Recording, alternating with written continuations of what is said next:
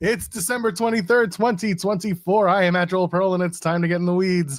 It is Monday. It is beautiful. It's all right outside. Snowy here.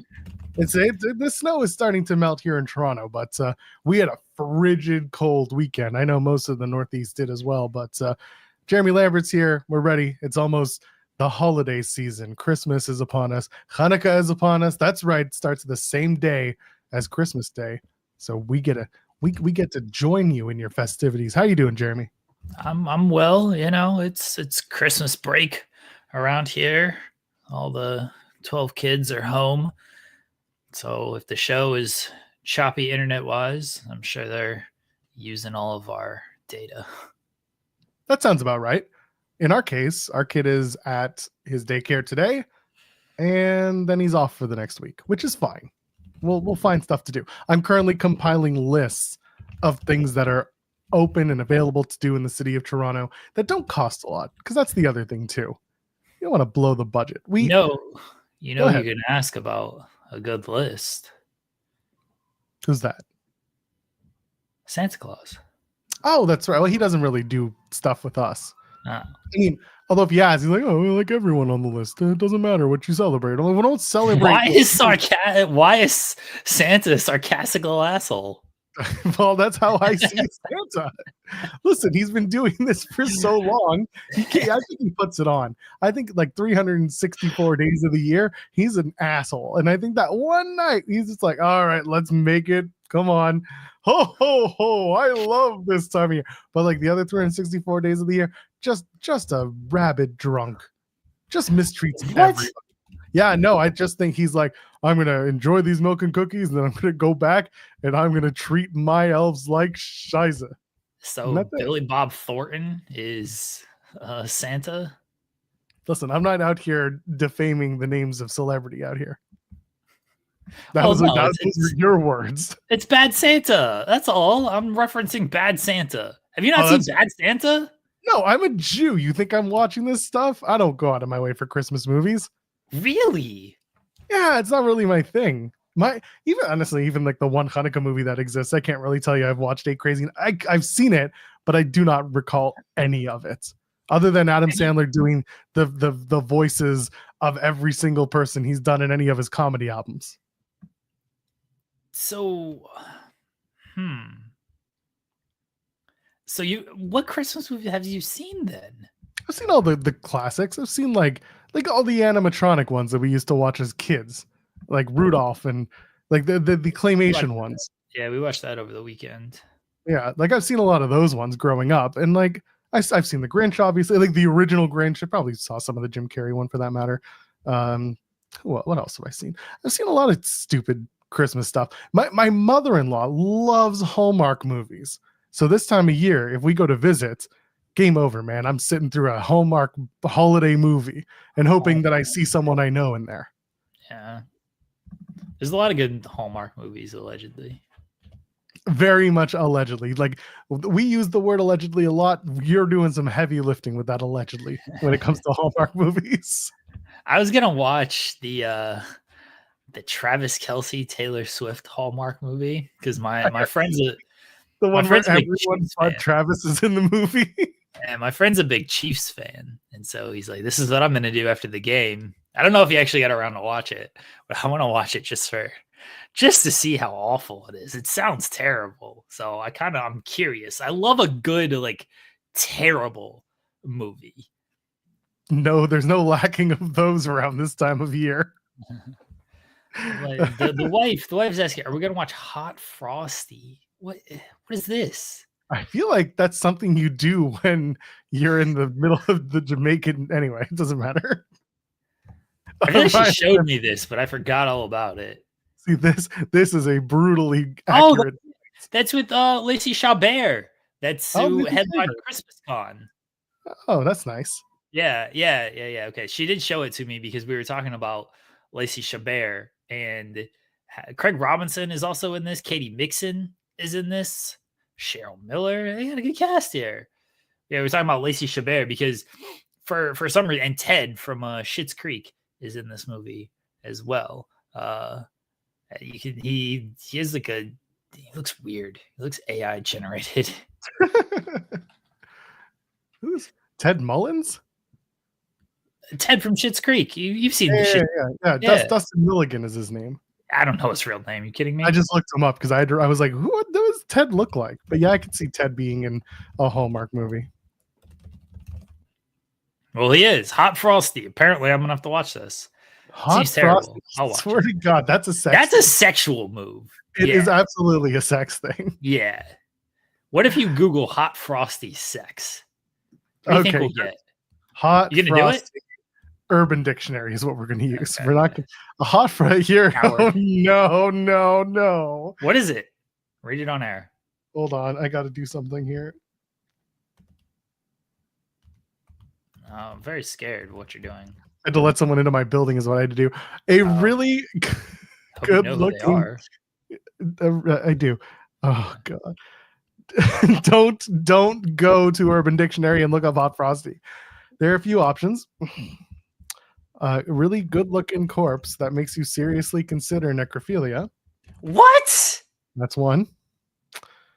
The other one is a very bold and zesty cup of Joe with a frosty crema on top. That's okay. Oh, okay. Calm, everybody. Calm. Yeah. No, can't do this one. No, you have to read it. We're 6 now. Okay, let me start with this. Leave a thumbs up on the video if you haven't already, for the love of God, before I go and like demonetize us. Go do that. So I'm being told I'm going on a list. While you're at it, of course, subscribe to the channel. Again, this might warrant you wanting to do this or not. I don't know. This is up to your level of filth.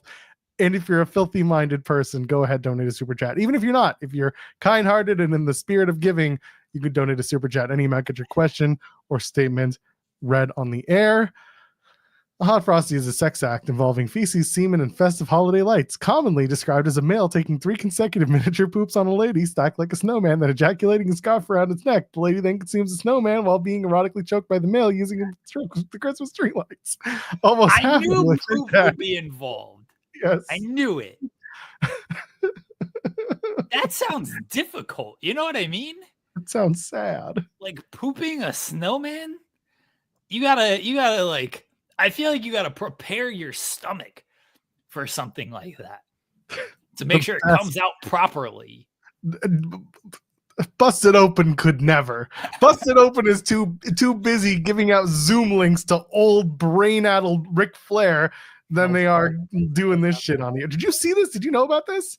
I saw Ric Flair being upset and then having the support of RF video Who gives a shit about that? No, but that's all I saw. So last night, Ric No, Flair, who cares? Let's get back to talking about well, we're gonna go back to it, but you got to hear this. Flair is gonna be on that other show. Fine. So he tweets out, and his stupid every word is a cap tweets in more ways than one, and he says, I'm going to be on the Busted Open. I'm going to talk about Kerry Silk and he's going to move to another country, whatever. And then he provides the Zoom link for the show and the passcode for entry. So anybody could just join. So anyone, on a Sunday night, some poor intern had their whole evening upended because they had to redo the Zoom link. And so I just sent on Blue Sky. I'm like, this is why we've never invited Ric Flair onto our show, because we have a static link that we use, and I ain't going to change shit. So instead, so he took down the tweet and tweeted everything else before the stupid Zoom link. Idiots. Old ass idiots. Ken Bruno's on Busted Open right now because of this experience. Good for you, Ken. Good for you. We should have taken that link and we should have gone on Busted Open. Yeah, just in a simulcast. Yeah, Busted Weeds could have happened. I didn't see it, so you would have had to, do it. But Hot Frosty is getting a BJ and a Wendy's drive-thru.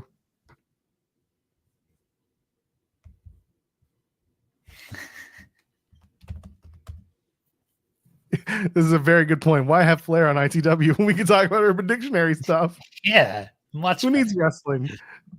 Oh man. Okay, that would make some sense. What about like, like eating the Frosty as well? Like you get it in the drive-through, like while you're eating the Frosty.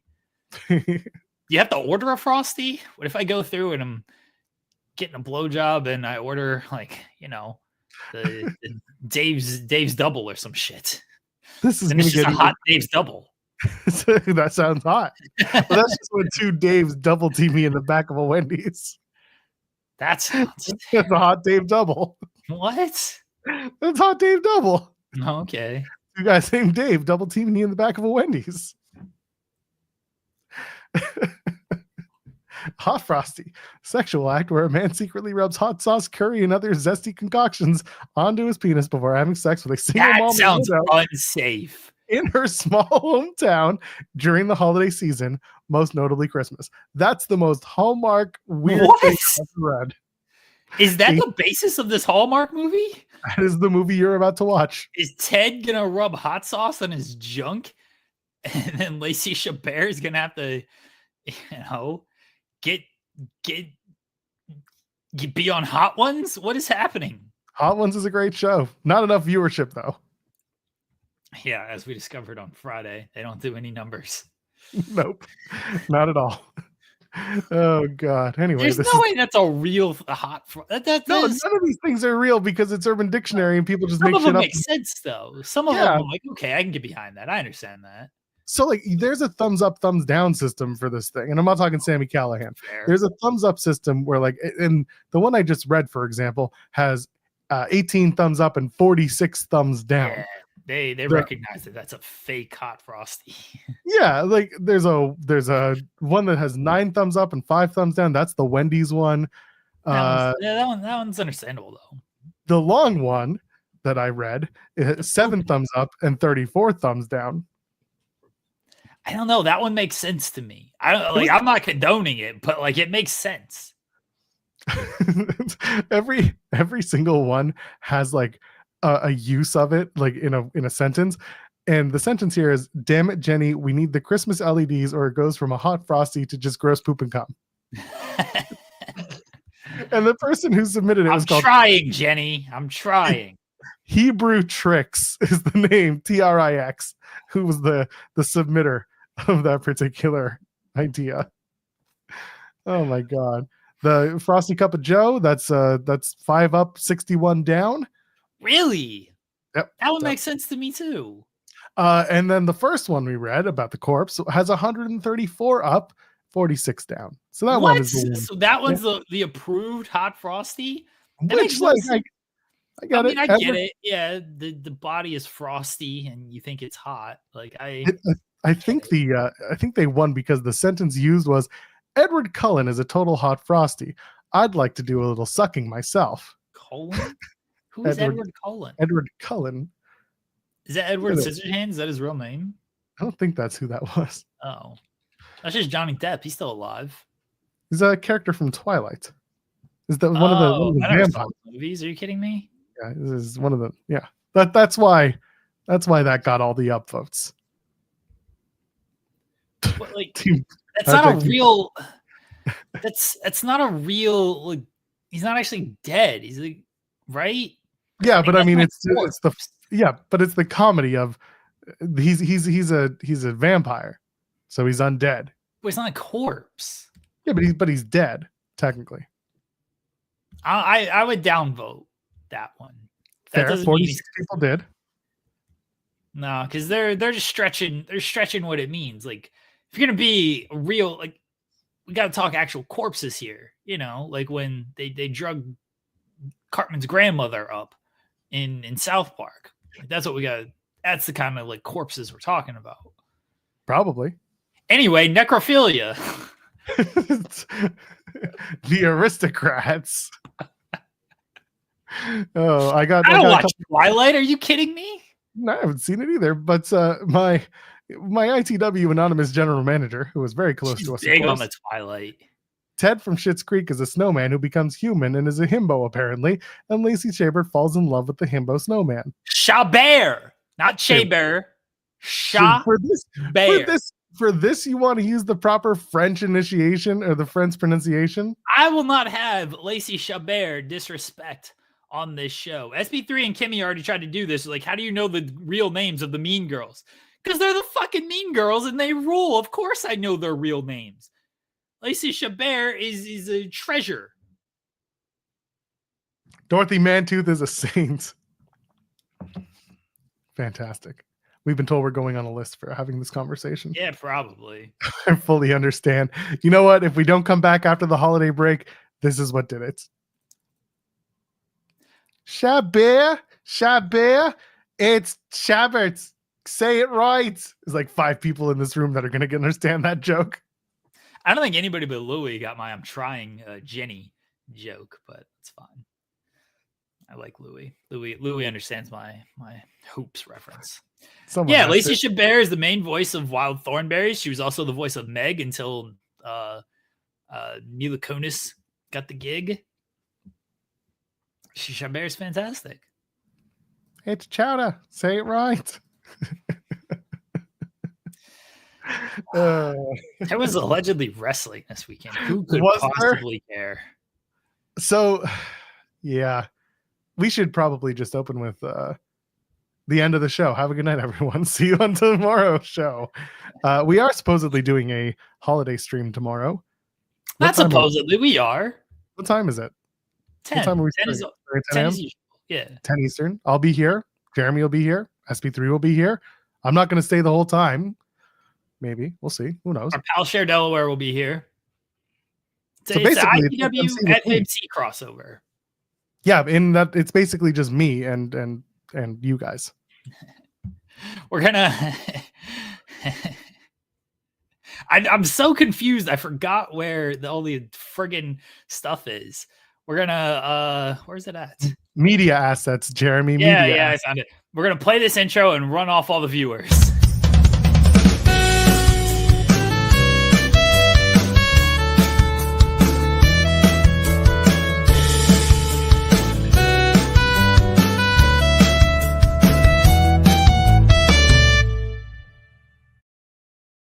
That's such a special one.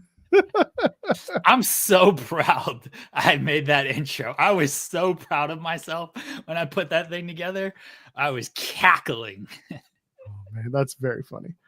AEW and the Andrew J. Brady Music Center in Cincinnati have officially announced Maximum Carnage next month, January 15th and 16th in the Queen City.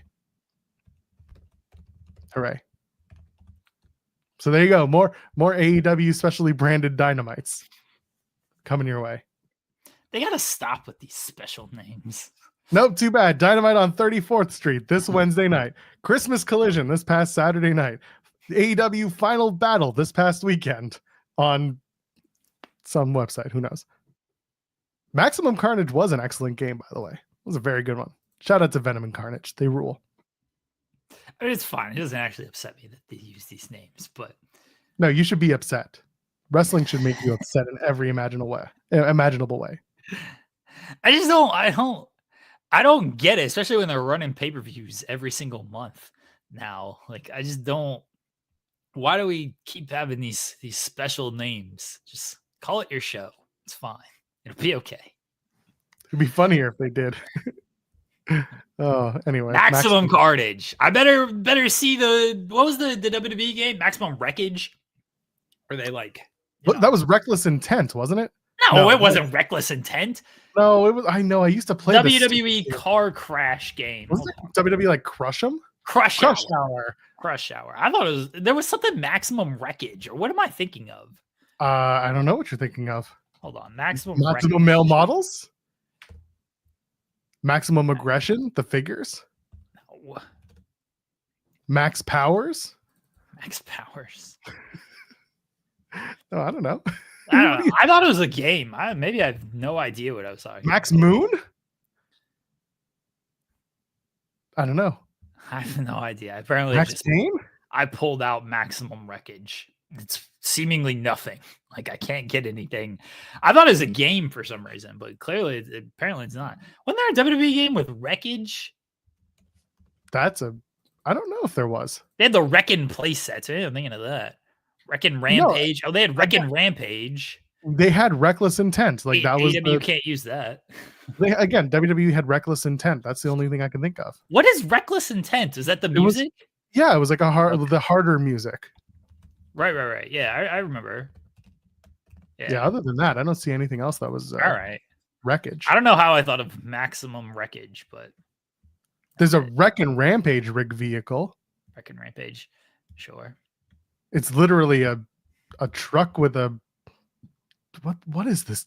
What is this? It has a ladder. It has a ball, like a steel, not a real steel ball, plastic steel ball. Looks like Optimus Prime is a WWE character that couldn't transform. Got the flames on the front. Like, it's very strange. I would love to have Optimus Prime as a wreck hour. We talked about Crush Hour. That was what I was thinking of. It is Crush Hour. I thought it was called something different. I didn't think it was called Crush Hour. I thought it was called like Maximum Wreckage or something. Or they made a sequel and it was called that. But that was the type of game I was thinking of, is Crush Hour. Yeah, it's not. None of this here. A-Train's Trainwreck Backbreaker. A-Train? Yeah, I remember him. Whatever happened to him? I don't know. No. I feel like his career bloomed into something nice. So, should we talk about a little Ring of Honor, or are we going to see if some of the people who attended the show are going to show up? I don't know. Maybe. We could start with I don't even know where to start. I don't want to. I mean, there's not much from SmackDown that we can pull. Let's start with SmackDown. That show is so like a show. Yes, boring. Yeah, boring is like, again, they were in this weird corner where it's like they were taping 2 weeks, the week before Saturday night's main event. They couldn't give away the results of Saturday night's main event, especially KO and Cody at the time. It's like they were stuck, and so you had Drew come out and confront the new bloodline. I'm like, that was fine. You know, the enemy, my enemy, but I still remember what you did last summer solo. Like, it was, again, the buildup is good. I like that Drew continues to not be an idiot. Other than that, like, Naomi is now a women's tag champion. She earned it, and she also took out, you know, Jade Cargill. But we don't know that yet. Accusations. It's going to be really funny when it turns out to be like, what's her face? Blair Davenport or something like that. They have the footage. They can't not have the footage. It happened on a loading dock. Every single event, every single spot that owns a loading dock has a camera pointed at the door of a loading dock. You can't tell me you haven't found the footage. Well, maybe this assailant was smart enough to, you know, use the spray paint gimmick and, you know, have the mask on, spray paint gimmick beforehand, and then no footage. I better see that. Because otherwise, what are we doing? I should get a booking job if that happens. I've been trying for one of those for a long time based on silly ideas that come true on our show. I mean, shit, Bandido came back at Ring of Honor, and I said he would during the show, and boy, did he. Did he come back? Came back. First of all, like, there's so many things that I wanted to say jokingly, but then he also confirmed that he did suffer a concussion, so I feel bad. Booking-wise, though, I still question why we did all that. We can talk about that, or we can just finish up SmackDown. Again, there's not a lot. There wasn't much SmackDown. Grayson Waller effect happened, so allegedly. That's still a thing. And yeah, they gotta split those two. They gotta stop it. Just split them. When do you do it? Because we've been saying it for so long. Do they just kind of like 6 months ago? It's true. We're gonna get in our new day time machine.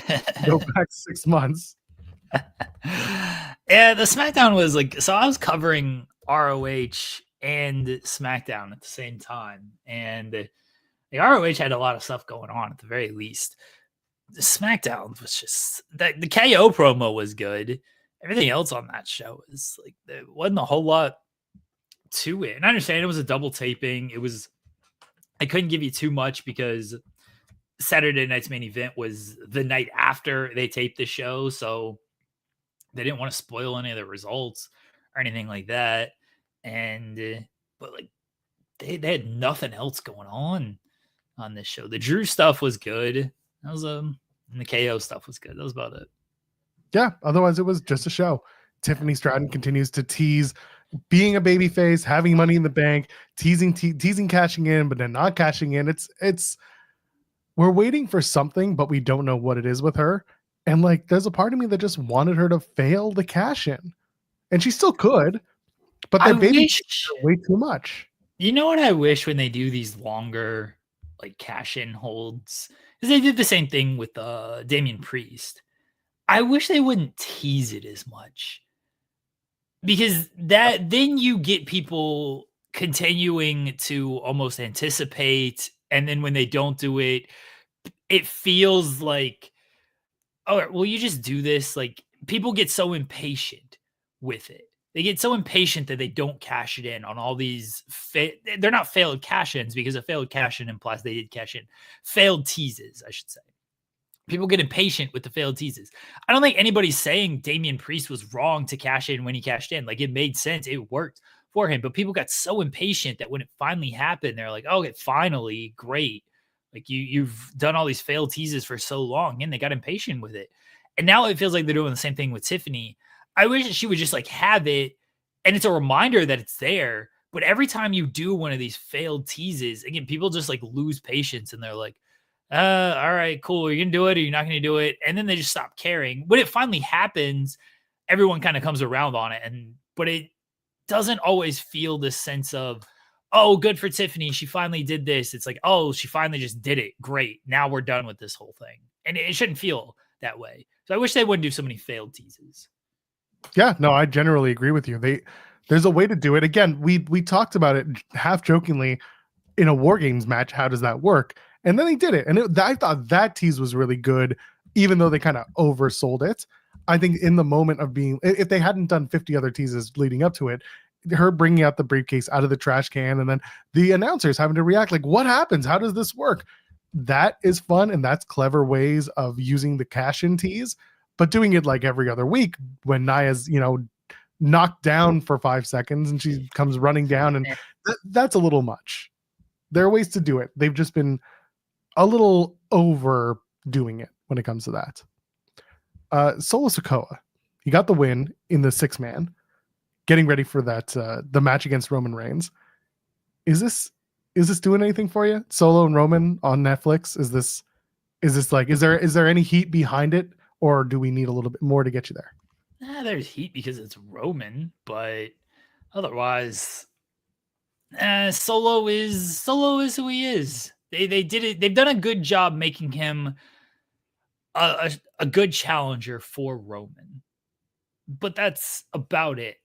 They haven't, he's lost all of his big matches. He did pin Roman, which was good, and Roman brought that up of like the bloodline is 1-1, so we need to settle this. They've done what they could with Solo Sikoa, but Jacob has overshadowed him since Jacob arrived, and they beat Solo too often leading up to WrestleMania. And then he still lost a bunch of matches to Cody and everything. So it's fine, but no one, and I think Solo's grown a lot as a performer and just the way he's carried himself. But yeah, he doesn't feel strong enough for Roman Reigns, but that's a testament to just what they've done with Reigns over the past 4 years too, is they've built him way up here. Solo hasn't gotten to that level. He hasn't been a top level heel. He's a top level heel because Roman is a top level babyface, not because Solo has ascended to being a top level heel. So they're doing its tribal combat match, right? No disqualification, the whole Allegedly. 9 yards. Allegedly. Yeah. Who? It's not who, because it's inevitable that Jacob Fatu is going to get involved. How involved is he going to get, knowing that they're very well aware that there's a money match between Jacob Fatu and Roman Reigns 1-on-1. So if he comes in and gets too involved, does that kind of tip the hand as to where they want to go, or they want to wait on it? Or maybe if they just do, I don't know, they could do not a squash, but a quick enough match that if Rock is ready, if Rock shows up, that's the moment.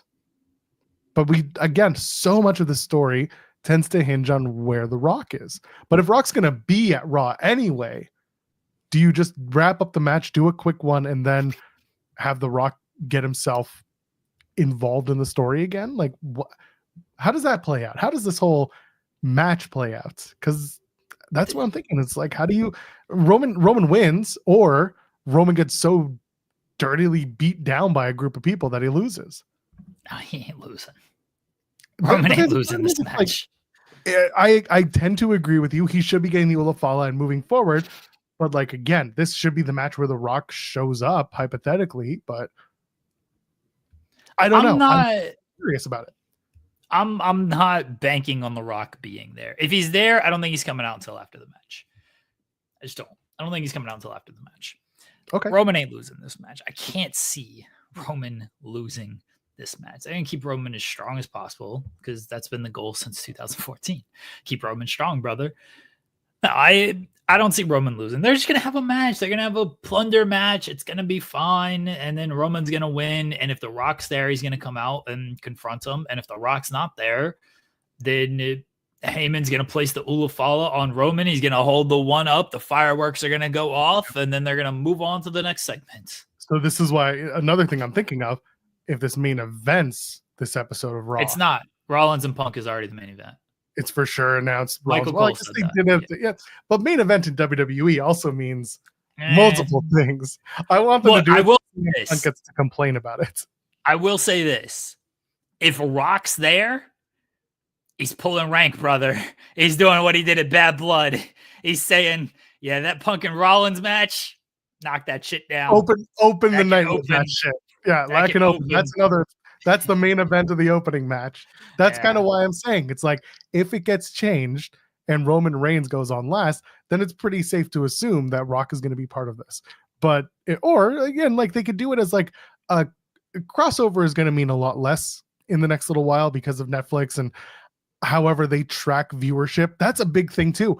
I am curious as to like how they track the interest of. I mean, I am and I'm not. I think that it's going to stay the same in that top of the hour is important.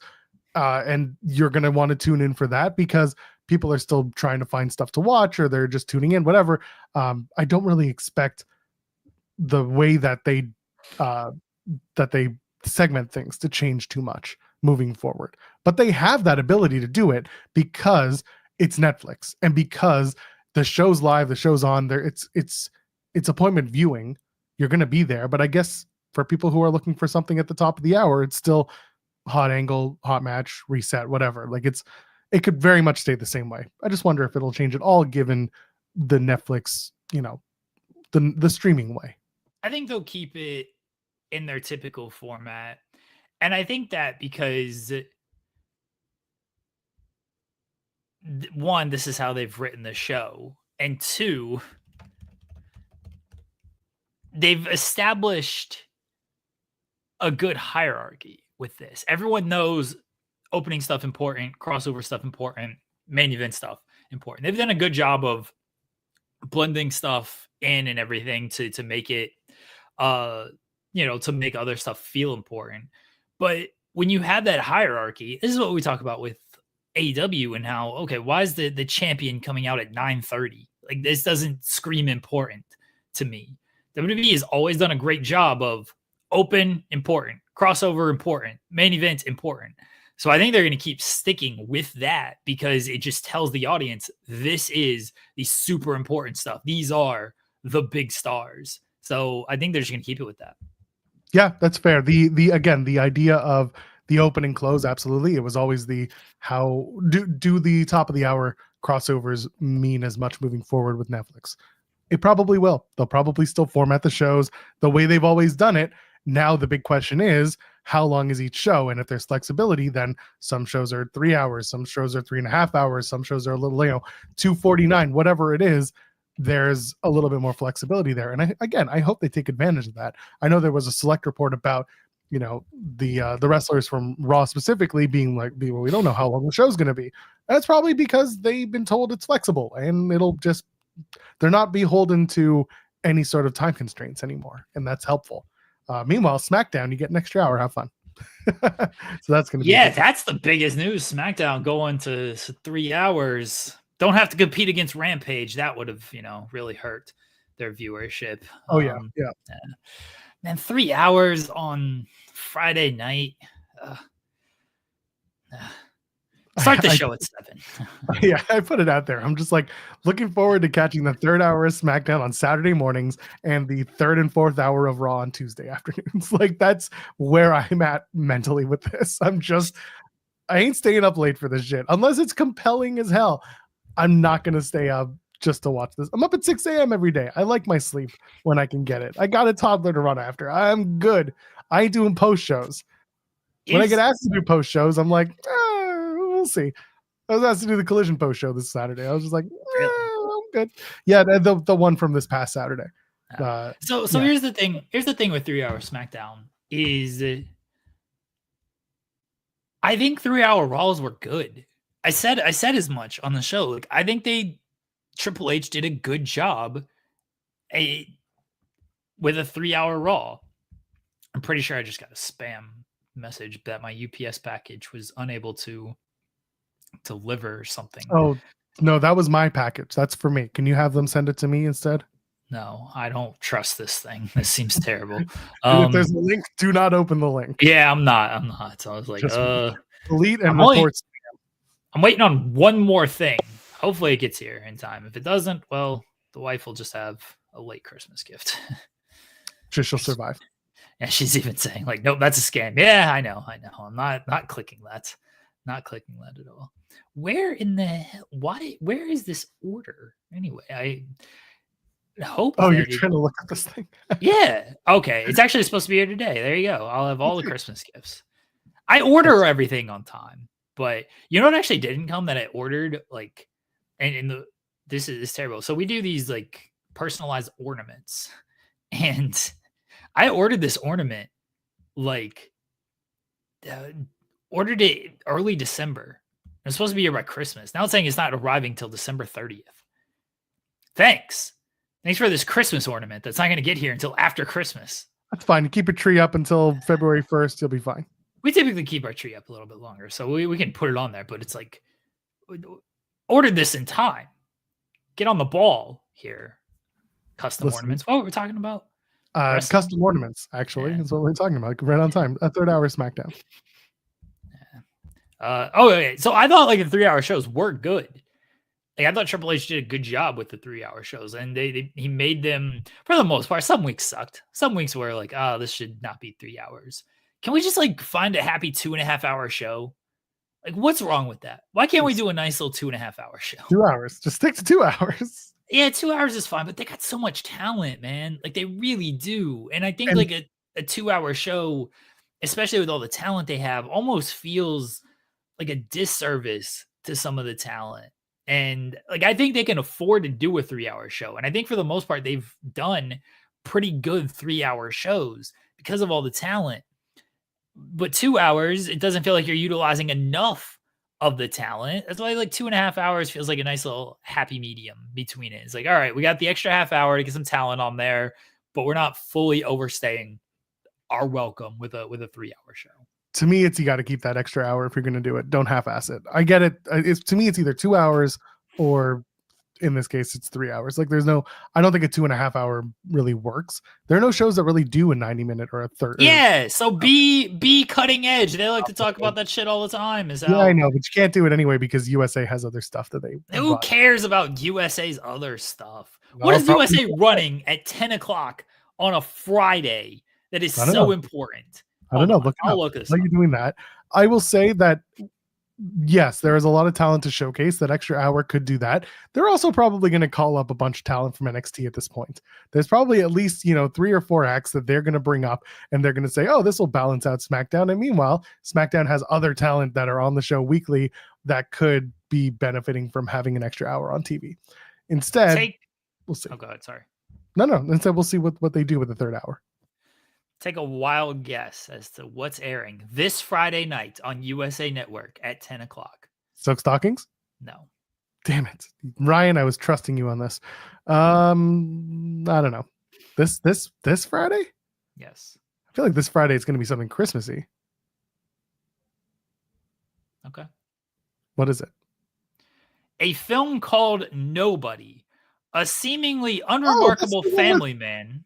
Yeah, that's the one with Better Call Saul with what's his name? Yeah, he had a heart attack during that filming. Oh, really? Yeah, they're doing a Nobody too. Like that movie did quite well, actually. Well, this is not Christmassy, by the way. No, it's not, but it's a great movie. Okay. Well, this is what's airing at 10 o'clock. You're telling me this thing can't air at 10:30? That's all they air on Friday night. It starts at the top of the hour. That 10 o'clock movie is prime time, go into bedtime. People are going to watch Bob Odenkirk. Thank you, King Potato. They're going to turn on Bob Odenkirk and be like, oh, it's Better Call Saul. What's he doing? Oh my God, he's got guns. And then it's going to be a fantastic movie that's called Nobody. It's a good movie. Go see the second one when it eventually comes out. They can air this at 10:30. It'll be fine.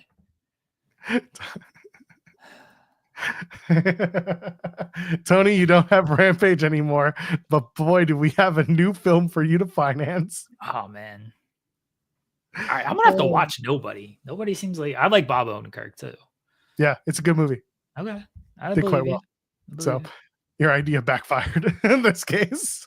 It didn't backfire. I think you could put this on next week is the Magnificent Seven. And that's airing at 11 because next Friday is not next Friday, the movie, good movie. Is when they move to 3 hours. Magnificent. I can speak, I promise. Magnificent. Fuck it, that movie is a good movie. It's a soft C. Soft.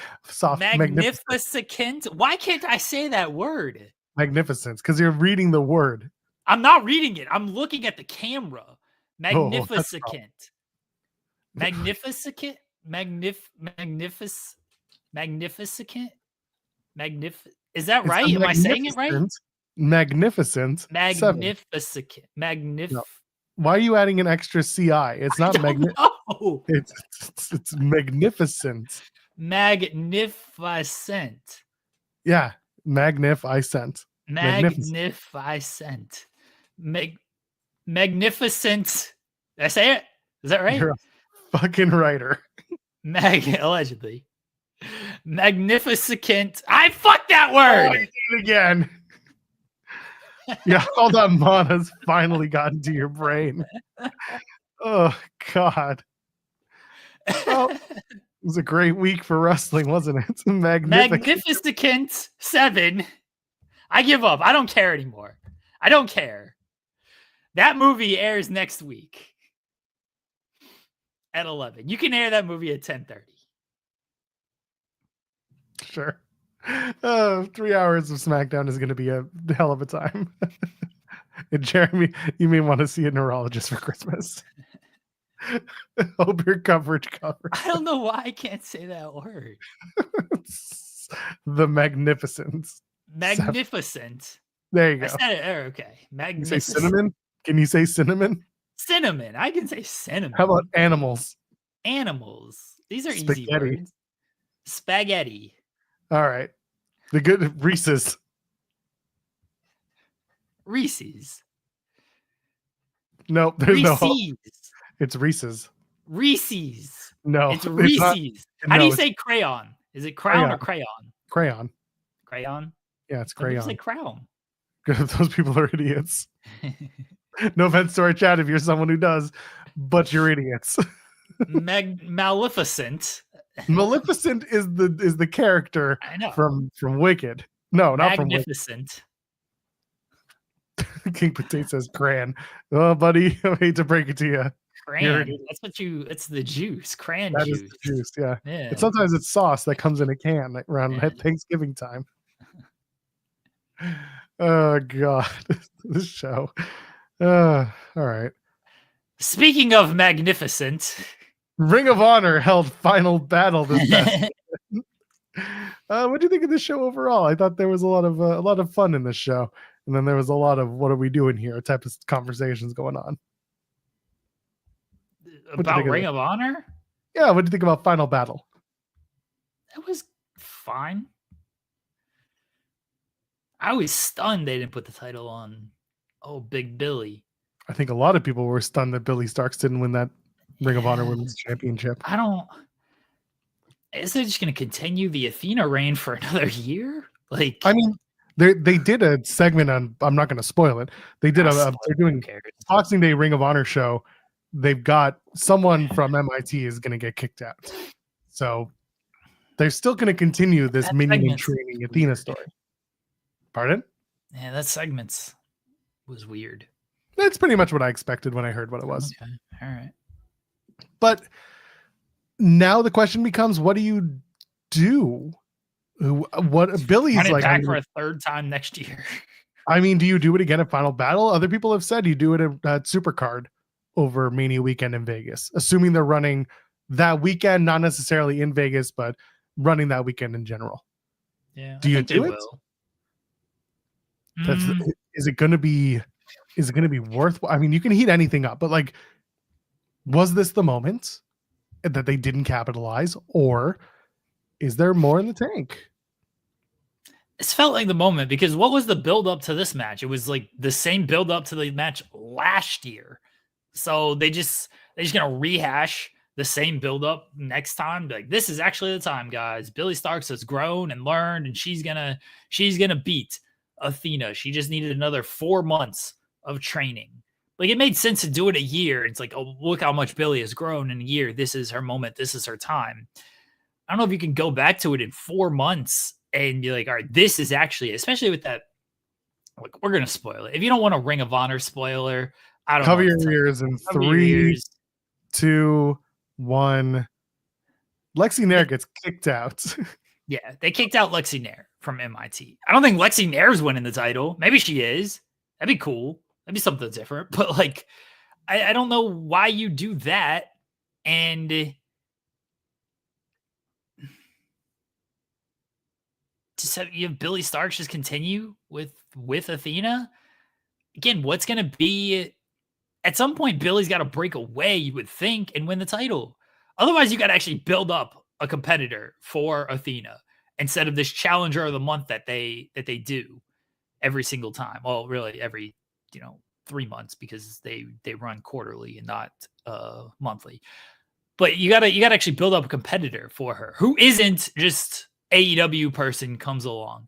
Maybe it's Toni Storm. Maybe Toni Storm comes in there and wins the ROH title. Oh, she worked the ROH tapings, so maybe she comes in there. Yeah, I mean, this is the other thing too. Not a lot of people are paying attention to the weekly ROH television show. We know this. This is not a knock at anyone. It's the reality. If they were, our numbers would be much greater on Thursday nights when we cover the show and do post shows and so on and so forth. Ken's mentioning in the chat, it's like the Asuka Ember Moon stuff all over again, where very famously Asuka was holding the NXT Women's Championship for a record amount of time, and then she got called up to the main roster, and instead of passing the torch to Ember Moon at the time, who was going after the NXT title, Asuka just went up, and that's what I think's gonna happen. Legitimately, but I think Athena is just gonna be like, I've accomplished all I can accomplish in ROH. Next up. But that's when, you know what? If you're going to do that story, that's when you need someone like Billie to come out and be like, oh, no, not again. Like, I know this story. We're not doing that story. Like, someone needs to stop Athena from doing it that way. If they're going to use it as a story boot, then they can't, like, as a story beat, I should say, someone's got to stop her to make the match again. I don't know. I think the idea of like, so some people have said, they're going to wait until the first defense on TV. And it's like, well, we don't know if there's a TV deal because nothing's been announced. They want to wait until I was going to say, like, they want to bring it off from the Dome show, the Wrestle Dynasty show. They want to show off the Ring of Honor Women's Championship, because Athena's walking into that four-way. It's like, no, it's not a big enough deal for Athena to be holding the Ring of Honor Women's Championship. It's a big deal for Ring of Honor fans who are tracking the show and watching every week and like getting ready for whatever she does next. But no one's sitting there being like, Athena's the reason I have to watch every show AEW does. Like, it's not big enough. She is the anchor of the show, but she's not the reason the show exists. The mental gymnastics of, oh, you got to keep the title on Athena because they're going for a TV deal and it's better to have the champion that instead of this new champion. Was your whole reason with Jericho, right? I thought Jericho was supposed to be the reason they're going to get this TV deal. That's why he's the ROH champion. You need Athena as well. I love Athena. Bless Athena. I don't think she's that important to getting some big TV deal where True TV and executives are like, no, we want Athena as the champion here. We can't have Billie Starkz as our champion of this show. Like, we got to keep the title on Athena. Athena is the reason for ROH programming. Like, she's the main reason you tune in. I don't think some TV deal is living or dying off of Athena being the champion. Like, if this was the case, again, then you would do the same thing you would do with Jericho. Because Jericho, I at least get that reasoning. Because he's on AEW television. He's Chris Jericho. He's 30 years in the business and everything. Like, I understand that reasoning. TV executives probably do actually know Chris Jericho. If you were looking to do with someone on ROH, then people might get mad at this, but like, put the title on Britt Baker. Britt Baker is at least a well-known AEW name who is in Cobra Kai now and has cachet with a larger audience.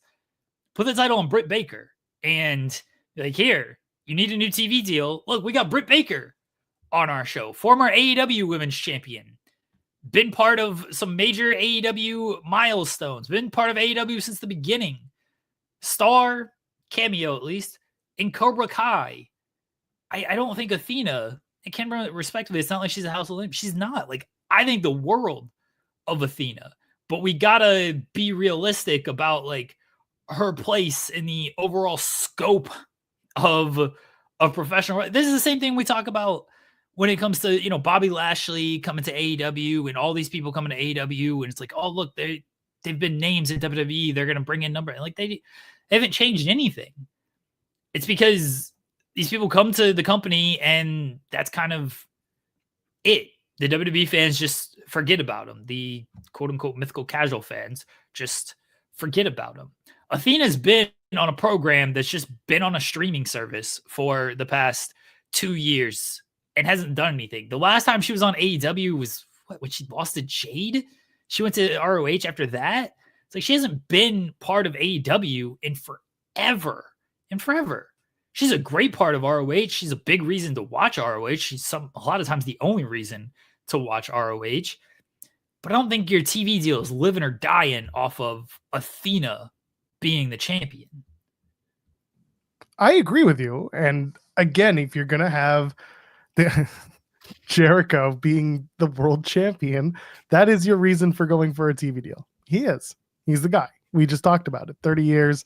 Love him or hate him, and I'm not the biggest fan of Chris Jericho, but you put him in front of people who don't watch wrestling or don't know much about wrestling. Well, they probably know Chris Jericho because of the amount of time he spent on television, on mainstream national television. That's who your hot hand is for a TV deal in front of television executives. Fans obviously want Ring of Honor to be the Ring of Honor of old that they knew, that's developing young stars, that's building on a future. That's what it should be from a talent standpoint. But you can't always get that. Now, whatever they did on Friday with Billie Starkz losing for a second time in her challenge for the women's championship, that felt weird. Full disclosure, I went to bed after the tag title match. I was like, I'm good. Yeah, it's fine. I knew I was going to watch the rest when I woke up, and I did. I saw the TV title match. Congratulations to Komander, who went one-on-one on one Friday night. Good for him. Happy for him. However, I then watched the Billie match, and I watched the Cardona match, and we'll talk about that in a minute. But as it pertains to the women's title match, they had an opportunity to do something that would have done a lot in terms of fan interest and fan investment, and also just fan service, and they didn't. And I don't think it's going to drive people away in droves, because this was a great match between Billie and Athena. That's the reality of it, and people are still invested in this story. So I guess they decided, well, let's keep going because we're not ready to lose Athena yet, assuming that when Athena drops the world title, she'll be off to work, Mondays and Saturdays or whatever, or Wednesdays and Saturdays, whatever AEW, I don't know why I said Monday, AEW programming. And if that's the case, you can't exactly just have her lose and then immediately, what's she going to do? If she had lost the final battle, what was Athena going to do? Because both the TBS and AEW Women's Championships have stories that are going for them right now. Like, you can make the argument, doing but I'm saying like because this is the way that AEW tends to book a situation like this, is that they bring in someone, they immediately challenge, and then they're off TV for a while. There are other things that they need to move through before they get to that with Athena. And this isn't a knock on anybody. It's just a question of storytelling and where they feel these people slot in and fit right now. Well, Athena could have lost and then just been off TV. She's going to work Tokyo Dome at Wrestle Dynasty. She could have done Wrestle Dynasty and been off TV until, she has the Tokyo Dome match where if she wins that, she can go after whatever title she wants. I don't know who's going to win that match. Maybe Willow's going to win that match, go for the CMLL Women's World Championship, win it back. We're doing it, baby. All right. So, but Athena could have won or lost that. Regardless, she would have worked that match. And then if she won that match, then she immediately goes for the title. Yes, the women's programs on AEW, they have stuff going on, but Mariah May and Thunder Rosa is at least going to wrap it at World's End, I would imagine, because they're doing the street fight. The Toni Storm stuff is background stuff right now. We don't know when. We assume it's going to culminate at Grand Slam, which would make a lot of sense, which is February. The TBS title stuff, they're just doing a Mercedes and Statlander rematch, which is fine. Like their first match was great. I assume this match will be great.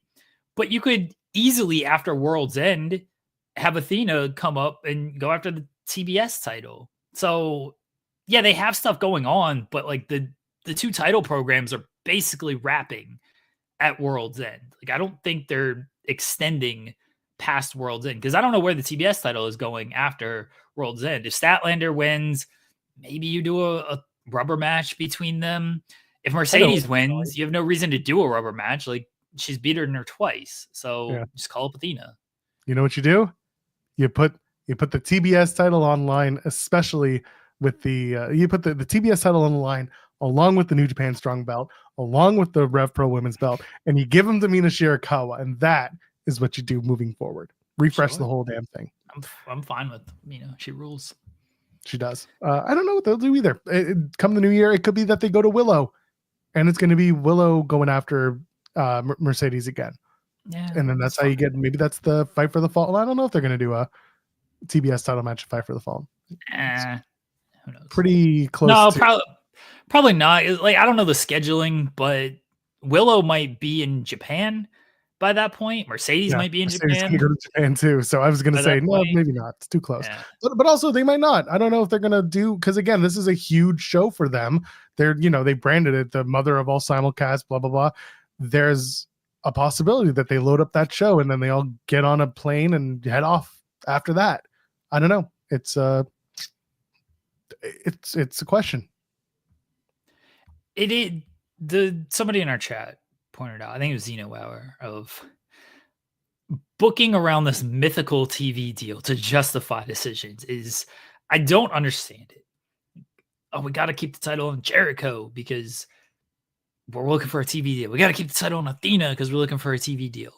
Again, if this was the case, you'd probably put the titles on Jericho, strong name. Probably put the title on a bigger name than Athena. Someone mentioned Saraya, and I was like, you could do Saraya. She's got a damn movie out there. Like, there is a name to Paige, Saraya, whatever you want to call her at that point.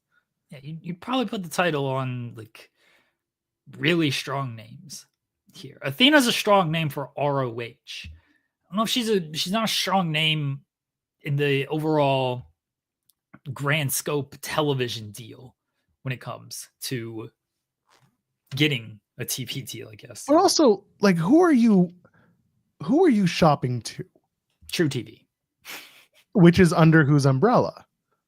Yeah, Warner Brothers Discovery, which they're already familiar with all these exactly. People, and then that's exactly the point that I think you and I are making, is that the champions don't mean as much in this case as the product does. If you're pitching to the same people who already are aware of what you do as a business and what you bring to the table as a business, then the booking of who is the champion shouldn't matter. The names matter, but they don't matter in the same way when you're already in bed with that particular provider.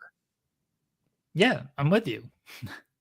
This is why I can't get behind the idea of, oh, we have to keep the title on Athena because we're going after a television deal.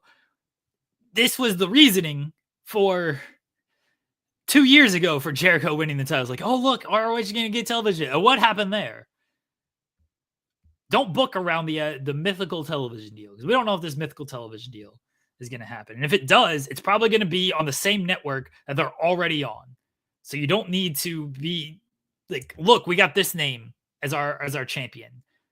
They know what ROH does. They theoretically know what ROH brings. They know what they're going to get. That's why if they get it, they should put it on True TV, because it's a show that's going to exist, a tape show that's going to do 200,000 viewers or something.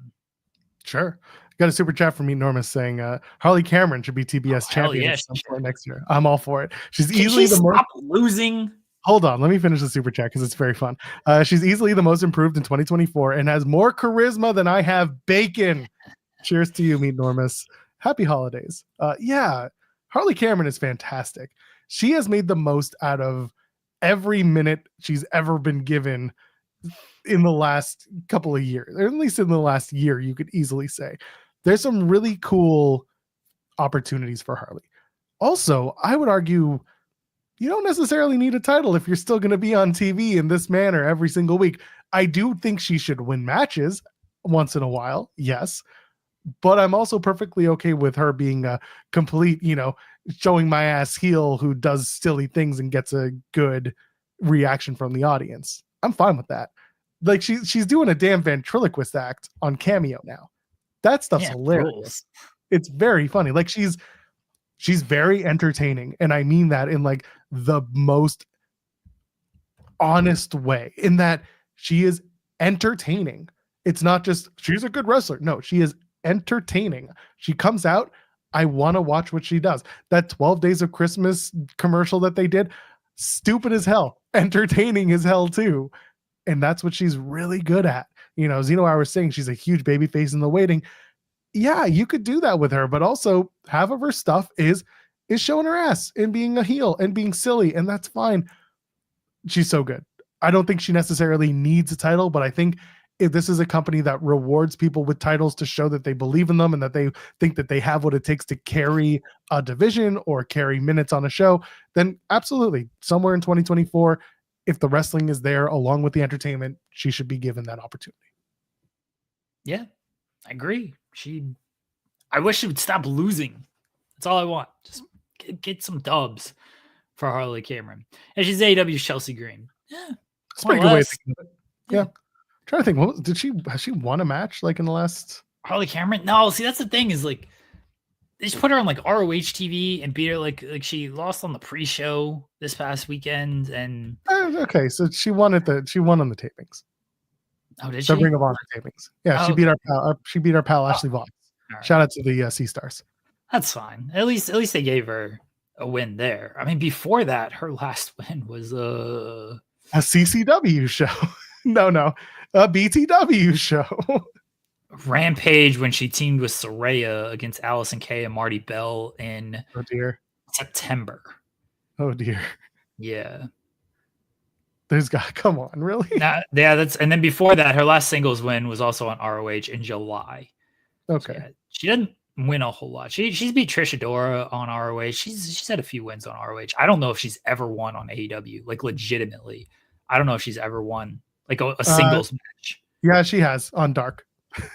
That Dark doesn't count. That's all I got is 2 Dark victories in 23 and 22. Yeah. That's it. At some point, like she should probably just win. Like you just give her, I would say give her a win on Rampage, but that show doesn't exist anymore. So can't give her a win on Rampage. This is also her breakouts. The last 6 months have been her breakout. I agree, start giving her wins and everything, but like she's doing the traditional paying your dues. She has not been a singles wrestler on AEW programming until recently. Once Saraya left, went on whatever she's been doing, Harley went and did her own thing. When she was doing QTV, she was just part of the group. But now there's an opportunity for her to branch out and continue to win and potentially do more. Henry's asking the chat, does she need to win? And that's what I said earlier. She doesn't need to win as long as she's still entertaining, but If this is wrestling and it matters when you do win, especially in AEW, then yeah, you need to start giving her some wins and start giving her more opportunities beyond just being funny as a wrestler. She should get a little bit of not seriousness, because that's not the word. She should be taken seriously a little bit by her competition, by winning. Yeah, I'm not saying she needs to beat top people. She doesn't need to beat Willow or anything, but you can't keep putting her in there against all these women and she just loses, because then people just see her as a big loser, even though she's super entertaining, and she is. But it's like, oh, okay, she's facing Harley Cameron. She's just going to beat her. I'm not saying she needs to beat a top person, but she does need to just get a win or two until she just falls into, hey, she's just a big old loser, and anybody she faces, she's just going to lose to. Even though she is very entertaining. Like, at some point, you got to give her just some type of win. At least to me. Maybe, look, if you're fine, if she just, hey, it's a Harley Cameron match, I know she's going to lose, then all right, you're fine. It's a Harley Cameron match. She's entertaining, but you know she's going to lose. I think she should just win a match. I don't know why that's so wrong that I think she should win. No, Jeremy, she should be she should be the damn champion of everything. No, but also a lot of this conversation was fueled from a super chat saying that she should win the TBS title. And that's how you start, is by winning matches. So like, it works. It makes sense. But yeah, the people who are all about her just, doing what she's doing, staying in the lane and losing, like, yeah, she's doing great where she is now. There will come a time when they'll start shifting her to more wins and giving her more opportunities to like showcase what she does as a winning wrestler, maybe going after a title. Again, if AEW is a space where wrestlers are where the best wrestle as they are, then eventually the best wrestlers have to start winning matches. Otherwise, who are they? That's it. People want to use the Chelsea Green comparison, and like, that's completely fine. Chelsea Green since June, we'll say, because it's not like Chelsea Green wrestles on television. That's the other thing, is Chelsea Green doesn't wrestle every single week. Like, they're beating Harley on the pre-show, they're beating her on Rampage, they're beating her on Dynamite. Like, she's losing every single week. Chelsea Green's had 8 matches since June. She won the Money in the Bank qualifying match. She lost quickly to Bianca. She was in the Money in the Bank match, obviously. She didn't win that, but okay. She lost quickly to Bianca. She beat Michin. She lost to Julia. She lost a dumpster match. And then she won the tournament. Like, she actually has a winning record since June. So the Chelsea Green comparison only goes so far when it comes to character. They at least put some victories onto Chelsea Green. Even before the tournament, she at least won the Money in the Bank qualifier, and she won a match against Michin. She was 2-3 with losses to Bianca, Julia, and the dumpster match against Michin. That's still 2-3 before the tournament, which is still more than Harley Cameron is winning. So the comparison doesn't fully work. It works as far as, it's the character. But again, they were at least giving Chelsea a couple of victories here and there. And then no one said when Chelsea finally won, it's like, oh, look, it built to her big victory and she won. This is great. Like, it was great that Chelsea won. They at least established that she could win some matches before she won the whole tournament. They haven't established that Harley Cameron can win it all. So she should be a big old loser forever. Harley Cameron. Oh, it's all right. We'll see where she goes. Again, no one is disagreeing that she is entertaining as hell. It's just about how she's going to be portrayed in the next 6 to 8 months that kind of continue the vision that they have for her development in AEW. That's what it comes down to. And who knows? Maybe she's going to beat Athena for the Ring of Honor World Championship. That would rule, honestly. The Women's World Championship. Give her some victories on ROH, which they're doing now, at least as of the tapings. Just one. Let her work her way up there and let her beat Athena. Fine with that. Just give her some wins. And again, that's where it starts. You win on Ring of Honor because you're not winning anywhere else. So start racking up some wins and learns. That's where it works. Kurt Angle and Jericho. The match was what it was. I don't really have a lot to say other than the Bandido appearance. So we've now confirmed, like I said earlier in the show, Bandido did suffer a concussion on his return. He came out to save Cardona when the Learning Tree was going after Cardona after the match. Jericho had won, and it starts off. He gets, first of all, this is one thing I can blame him for because he wasn't concussed yet. He does his full ass pose at the top of the ring ramp before finally running to the ring, and everyone knew who it was, what it was. Like he didn't come to save Matt Cardona too quickly. He comes up, gets on the ring apron. He kicks Brian Keith, I think. And then I'm trying to remember. He kicked Big Bill. And then he gets up on the top rope and he waits for Jericho to stumble around until he hits a drop kick. Apparently on the drop kick is where he may have given himself that concussion. And he said a soft part of his head and blah, blah, blah. He's waiting for, for swelling to go down or make sure that nothing is inflamed. So again, our best wishes to Bandido. At one point, the show also, it's not the show, the actual beatdown segment, Bandido's in the corner and he's tussling with Big Bill and he kicks Big Bill in the dick. And at that point, Big Bill just kind of nopes out of there. And that's the segment because Bandido was running. He's so slow and he landed awkwardly. This was not the best. And again, it sucks that it was because he concussed himself right off of the return.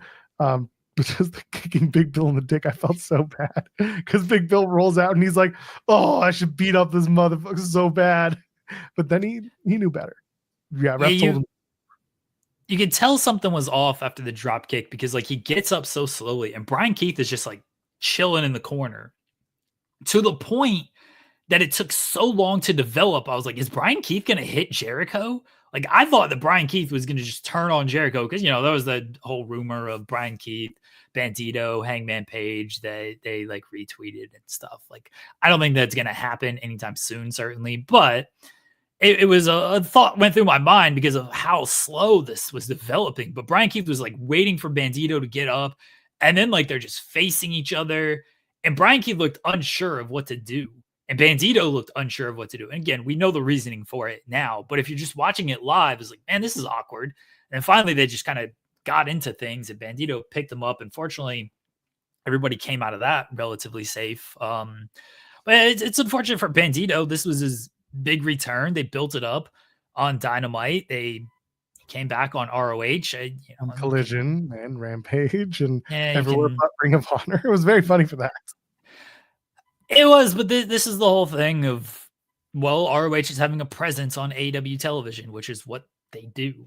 But yeah, it sucks that Bandido got hurt immediately on his return. And I don't know where they're going from here. I mean, based on the collision, it looks like they're pivoting somewhat to Jericho and Bowens and Jericho and the big booms, which I'd say I'm all for, but boom! Thank you. Jericho saw that. Yeah, I gotta get in on that, brother. Oh, you know he was all about it. Yeah, Kidney had that like months ago. He's like, Jericho sees how over these guys are. He's already pitching an angle to work with them. He's been in their DMs for years. Hey guys, let's do some content together. Hey guys, you want to do a podcast? Hey guys, have you watched Talk is Jericho? Hey guys. Yeah. Hey guys, 10% off at SeatGeek. Use Learning Tree. Micah, our pal, sent us a super chat saying, just started the show, heard your Urban Dictionary, Joel. It's not mine. I'm just reading from the website. It's not mine. It says, I think I may need the Terramana after that. Happy holidays, fellas. Jeremy, box it up, ship it back to where it came from. It's at least half gone at this point, but appreciate you, Micah. Hope you have a happy holiday. Go Avs. Kiwi Ranta, hat trick last night. Let's go. Oh, wild. The Sens won again. The Ducks won an OT in the shootout over the Utah Hockey Club. That's such a dumb name. The dumbest name you can think of. They came back. They were down 4-1 in that game. Yeah, they won 5-4 in the shootout. Yeah, good for them. Yeah, the Sens, we're going to build the bleachers. Oh, no, never mind. We lost to Edmonton last night. It was 2 nights ago we won. Oh. Lost to Edmonton 3-1 last night. So there we go. I hate it. I hate it here. Take down the stands. It's over. Collision. You mentioned. We done with ROH? I mean, what else is there really to talk about? Sons of Texas retained the tag titles. Sammy Guevara's crazy. my favorite part of that match is when Vincent is choking Dustin Rhodes, and Ian Riccaboni is saying he's turning blue. Meanwhile, half of his face is painted blue. Like, I don't know if you have anything else about the tag match. And then there's also the TV title matches is another one. Oh, I guess we got to talk about QT. Okay, fine. There's a lot to talk about. The tag team title match was fun. I didn't expect a title change here or anything. And then we had House of Torture, the great folks from House of Torture, Ren and Kanemaru. Show and Kanemaru. Apologies. Show and Kanemaru issue the challenge. And it looks like, hey, good on Dustin working Tokyo Dome, man. Good for him. So Dustin and Sammy against House of Torture at the Tokyo Dome. So that's cool. It was a fun little match. Look, Lee Moriarty and Nigel McGuinness was fantastic. It was good to see Nigel. Yeah, it was good to see Nigel back in Hammerstein, where he's had so much history. It was a good showing for him. And look, Nigel has this is my big takeaway from this match, besides the fact that the match was good and I felt happy for Lee Moriarty getting this big match. Nigel's beaten a lot of top names in Hammerstein, in ROH. Nigel is, you want to talk about Mount Rushmore of ROH. He's right there, right? I think everybody thinks Bryan Danielson, Samoa Joe, CM Punk are kind of like the big three throughout ROH history. And then that fourth spot, you probably put the Briscoes like together, just one spot. You put them together. But Nigel's in the conversation. I don't like doing, Mount Rushmore, let me name 15 people. Like those would be my 4, and I realize I'm cheating by having the Briscoes as 1. But that would be my 4. Nigel's still right there in the conversation. Like if you put Nigel in your Mount Rushmore, I wouldn't be super mad at it. You can make the argument for him. You got to do something now with Lee Moriarty. After having him tap out Nigel McGuinness, you got to go with him at this point. You got to have him defend this title. You got to have him get big victories over people. You got to have him ascend and not just, hey, here's a Lee Moriarty kind of title defense against whatever challenger, and then at some point he's just going to lose the title and move on. Because that's what the Pure title's been. Wheeler Yuta had it. He feuded with Daniel Garcia. Shibata had it. He didn't really do anything with it. I think Shibata was hurt for a good chunk of it. Wasn't the visa thing? He had to go back to Japan for visas? It was that. But yeah, like Yuta and Garcia just traded it for the longest time. And like it was fine. Like their matches were good. But I don't remember a single person they faced during the run outside of each other. It was just Yuta and Garcia for the longest time. And Yuta and Garcia are not at where they're at now. Like now they've ascended, which is great. But in ROH, they weren't really doing anything. I don't know if they ever defended the title on ROH. They didn't have feuds on ROH television. It was they just defended the title and then, we need a title match for a pay-per-view. Let's just do Wheeler Yuta and Daniel Garcia all over again because these are the only people, like they can only face each other for some reason. Like you got to go with Lee Moriarty here. And I hope they do. They've done a couple of videos since then, and his whole hashtag is Pure Renaissance. And if he wants to do stuff like bring back the old school Pure rules, like they did at Final Battle, then that's not a bad way to at least differentiate Lee Moriarty's Pure run from everyone else's. He has opportunity. He's, being with Shane Taylor promotion. I thought having Shane Taylor out there was hilarious, especially when he gets on the mic and calls for a second ref and just says like, no, this is stupid. I want someone out here to get it right. And that stuff is good. There's, was it here? No, it was a different show where there was talk about the dominance of Shane Taylor promotions in Ring of Honor. Do you have them all win gold in 2025, culminating with Shane Taylor winning the Ring of Honor World Championship? You got tag team in there, and then you got Lee with the Pure title. Does that fit in the Ring of Honor scope? I don't know, but the match with Nigel absolutely made Lee in a different way. Now they got to keep talking about it. Now they got to keep making it a thing. Should Lee show up on AEW programming to do any of this? I don't think so. But if Ring of Honor is going to find its way into TV or anything like that, yeah, Lee's got to be a major player in that. They got to find a way to make him bigger. Yeah, I hope they do. I guess we'll find out in the coming months and weeks and everything. But I hope they do something more with the Moriarty because he's a guy, especially in ROH, that is worth building around, and they have the opportunity to do that. And I hope they actually do that and put a spotlight on him. Red Velvet broke a record for the Ring of Honor Women's Television Champion.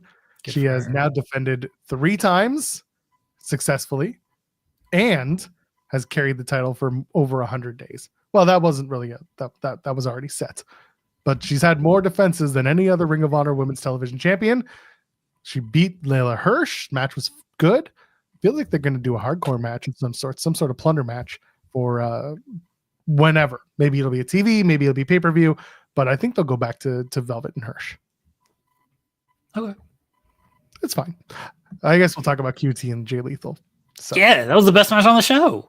It was the best one. It was definitely one of the better matches on the show. I think Shibata and Billington actually was really good as well. Just as like a Ring of Honor showcase match. It's good to see Tommy Billington come back. I think he'd been injured for a little while, and Shibata didn't, need his brains out on the table, but it was a good match for those two. But going back to the QT and Jay Lethal match, what was really funny about this is that for those who watch the television show weekly, they were very confused as to what this match turned into because this match, and they showed the promo video where they were like, I'm going to dissect you and I'm going to beat you and I'm going to take your neck and break it because it broke you. Da, da, da. And I'm like, oh, okay, this is going to be like a serious blood feud match, something different for QT. What? And something different for QT. He hasn't done I never got that. I thought this was going to be a serious match until the entrances started because they did that sit down. And the sit down was all about how QT was like, I was the future. I got injured. You took my spot, Jay Lethal. And Jay Lethal was like, well, you can't, you're not serious about this business. I'm going to take you and I'm going to break your neck. Like they made it a serious deal. I thought they were going to try for a serious match. And then QT came out as like Macho Man NWO. Oh, yeah. Oh. And then I was like, oh, I know what's happening from here. They did that. They did a digital with that. QT was doing the black and white promo, and he was dressed in the NWO Macho Madness gears. Martial Madness is what, which is fantastic. Yeah. So that's what I was like, oh, okay, this is where they're going with it, and that's where they went, which is probably a better pivot than, hey, let's do serious blood, because you weren't gonna outdo Dustin and Sammy and Righteous when it came to that, because they had the bells and whistles that they could use that QT and Jay Lethal weren't going to do. You were better off doing a sports entertainment match, because then all you had to do was outdo Chris Jericho and Matt Cardona. And let me tell you, folks, they outdid Chris Jericho and Matt Cardona when it came to the sports entertainment. They absolutely did. And you've got Black Machismo, Jay Lethal coming out, TNA legend. So the match was good. Like the match was entertaining. Jeff Jarrett showed up, for Christ's sake. Karen Jarrett accompanied Jay Lethal to the ring, of course. It was fine. It was a fun match. And it was a good spot on the card to be, because it turned out it wasn't a serious match. It was a good sports entertainment-y match. And the two of them, they did the wrestle. Jeff Jarrett showing up in Ring of Honor. Consummate worker, that Jeff Jarrett. God bless. He's worked everywhere now. He's going to have a match on ROH television just to say he's done it. But he's worked everywhere now. This match ruled. Oh, someone earlier mentioned the Bandido thing, and then they said now Chris Jericho's not going to get his spaghetti Western gimmick. Jeff Jarrett's going to get Chris Jericho his spaghetti Western gimmick. This was great, honestly. Yeah. I was looking forward to this match because I think QT Marshall is very good, and he understands his strengths. He understands his limitations. And Jay Lethal is a fine worker. There's nothing wrong with Jay Lethal's overall work. They played how they needed to play, and they did a great job. Crowd was invested into it, and it was what it needed to be. And again, they went out there. They had something different on this card than anything else outside of Jericho and Cardona, but they were in a spot where they were before Jericho and Cardona, and they did that match better than Jericho and Cardona did. Yeah, exactly. Okay, so from there, is there anything else you wanted to cover from the show? Danhausen returned. Danhausen came back. He is now Lucha adjacent. Punched a man in the dick. Gave him bad fashion advice for the next 12 to 13 years. That's what cursing does. Yeah. And hopefully he'll come back again soon. He was not he didn't have a match on the tapings. I don't think he did. So I hope that they do something with him. I hope that this starts to mend whatever fences needed to be mended to bring back Danhausen to TV, whether that's Ring of Honor or AEW. But it was a nice surprise. It was a cute little thing. You know, him showing up with the mask of Danhausen was hilarious. I think it would have been funnier. No, you know what? It's not. It was just as funny because if it was a comedy return, because he takes off his own mask to reveal the face paint. But I was like, oh, I know that. I know that chest tattoo. Yeah. So I was like, could he have been wearing a shirt? Yeah, but I don't think the comedy would have been as funny. So it was perfect the way it was. Yeah, and he punched Mason Madden in the dick as one does. Rolled. And then Atlantis Jr. had a match with Mansoor, which was a CMLL callback. Because sure, it was a fine match. It was just very funny to watch Danhausen come back and be Atlantis Jr.'s new friend. He finally got into contact with Dave of Honor. Yes. Does he get the blimp? Was the blimp waiting for him in the Manhattan Center? I don't know if Dave's ready to go that far to give him That's fair. But at least he at least got the call back after months. It cost $41,000 to do the blimp. Yeah. Oh God. I don't know what Danhausen's gonna do. I hope he's back. He's good. He's fun. But other than that, I think there's nothing else from that show. We covered a lot of it. More than most people. What? What else from the show do you really want to get into? Survival of the fittest. Komander won. Blake Christian lost, even though he was one of the finalists. And Komander is now Ring of Honor television champion insofar that he can now win a match in the Continental Classic if he so chooses. The biggest travesty of all time occurred in this match because they put the title on Komander because he's part of AEW television. Komander is going to lead to the television deal. This title is a farce. This title is not real. ROH Television Championship. Please tell me where I can find ROH on television. This should be the ROH streaming service championship. And I do not recognize Komander as my streaming service champion. Blake Christian is the real champion to me. I can't believe they went with Komander, who just loses all the time on AEW television. When was the last time he won on AEW TV? He loses. Giant old loser on AEW television. Instead of Blake Christian. Vanilla baby Blake Christian. Now I'm curious. Komander. All Elite Wrestling. Let's find out, shall we? I should think he wins at the tapings. Yeah, we're not gonna spoil that. He won a dark 3-way before that. Rampage, November 13th. Komander defeats everybody's favorite wrestling talker, Rocky Romero. Oh, all right. Good for him. He beat Leo Rush. Yeah, they did the 2-match series between them. As one does. Yeah. Hologram defeats Komander. Damn. I miss Hologram. Me too. He should be in the Continental Classic. Well, he's injured, so I know he should have been. They should have waited to do the Continental Classic until Hologram was healthy. I'm so irritated that they didn't put the title on Blake Christian. They had the chance to make a new star here. The Demon, Blake Christian. And they didn't do it. He was the most over person on this show in terms of heat. He got more heat than Chris Jericho did. He should be the top heel in this company. Instead, they failed to capitalize on real momentum because they went with Komander.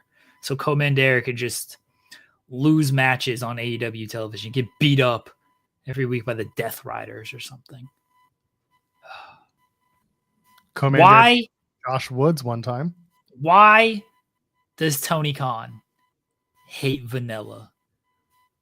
Is Tony Khan more of a strawberry guy? Is that is that the issue here? I tried to get this answer, by the way. We had friends who were at this press conference. I messaged them. I said, ask Tony Khan why he hates vanilla. They're all cowards, and they didn't do it. Yeah, this conversation turns real south when people start thinking other things. It's ice cream flavors. Yes, you would have to say ice cream. The ice cream is in his Titantron. I think that's Willow. No, it's in his too. He's got the vanilla baby Titantron. I'll show you a picture if you don't believe me. Oh no, I believe you. I just haven't looked at it. Komander was winning a lot of matches on Ring of Honor, by the way. Yeah, he leading up to this. He was winning.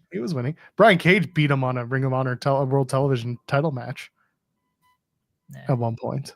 So he's just facing the same guys now that he's won. That's hilarious. They should have put the title on Blake Christian. They could have. They didn't. Is a coward. Wow. Coward. Tony Khan. Of all the reasons to hate Tony Khan, this is the one you pick. Huh? I don't hate Tony Khan. I just wish he made better booking decisions. Can't believe you hate Tony Khan. You're going to tell Tony that you're going to send him Cole for Christmas. Not Michael Cole, not Adam Cole. K-O-A-L. Sorry, C-O-A-L Cole. I can spell. K-O-A-L. Jesus Christ. Just wish he made better booking decisions. That's all. I wish he put the title on the young future star like Blake Christian, who rules, instead of Komander, who, he's fine. There's nothing wrong with Komander.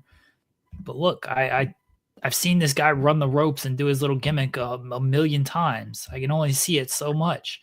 You know what we'd love to see? Blake Christian running the ropes and then doing like a double backflip and then into a front flip and then doing a cutter out of it. You know what the best part of your argument is? What? Blake Christian is 27 years old. Komander is 26. So? Young upstart talent. It's all about how how often you're featured on television, Joel. That is true. The last time Blake Christian was on Ring of Honor TV, well, he did have a match on the tapings, but before that was August. No. My argument is very sound. It was very sound. My argument is very sound. He won a match against Rosario Grillo in August in Texas.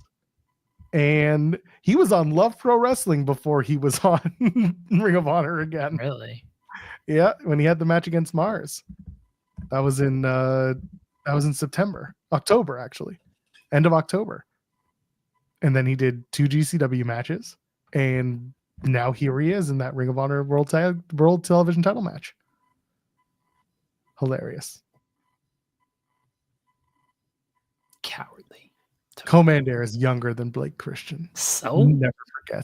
Never forget Jeremy Vanilla, baby! Why isn't he the champion? It's ice cream, Joel. That's actually hilarious. That is very vanilla. Love the blue and white Tron. Good stuff. All right. Is there anything else from Ring of Honor that you need to talk about? Talk about 0 Hour?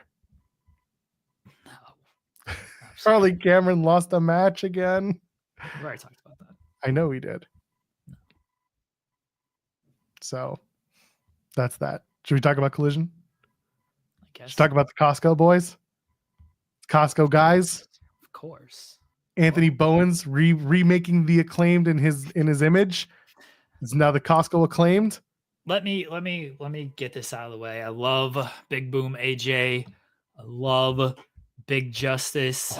Boom! They took our bit. They got to work on their scissoring.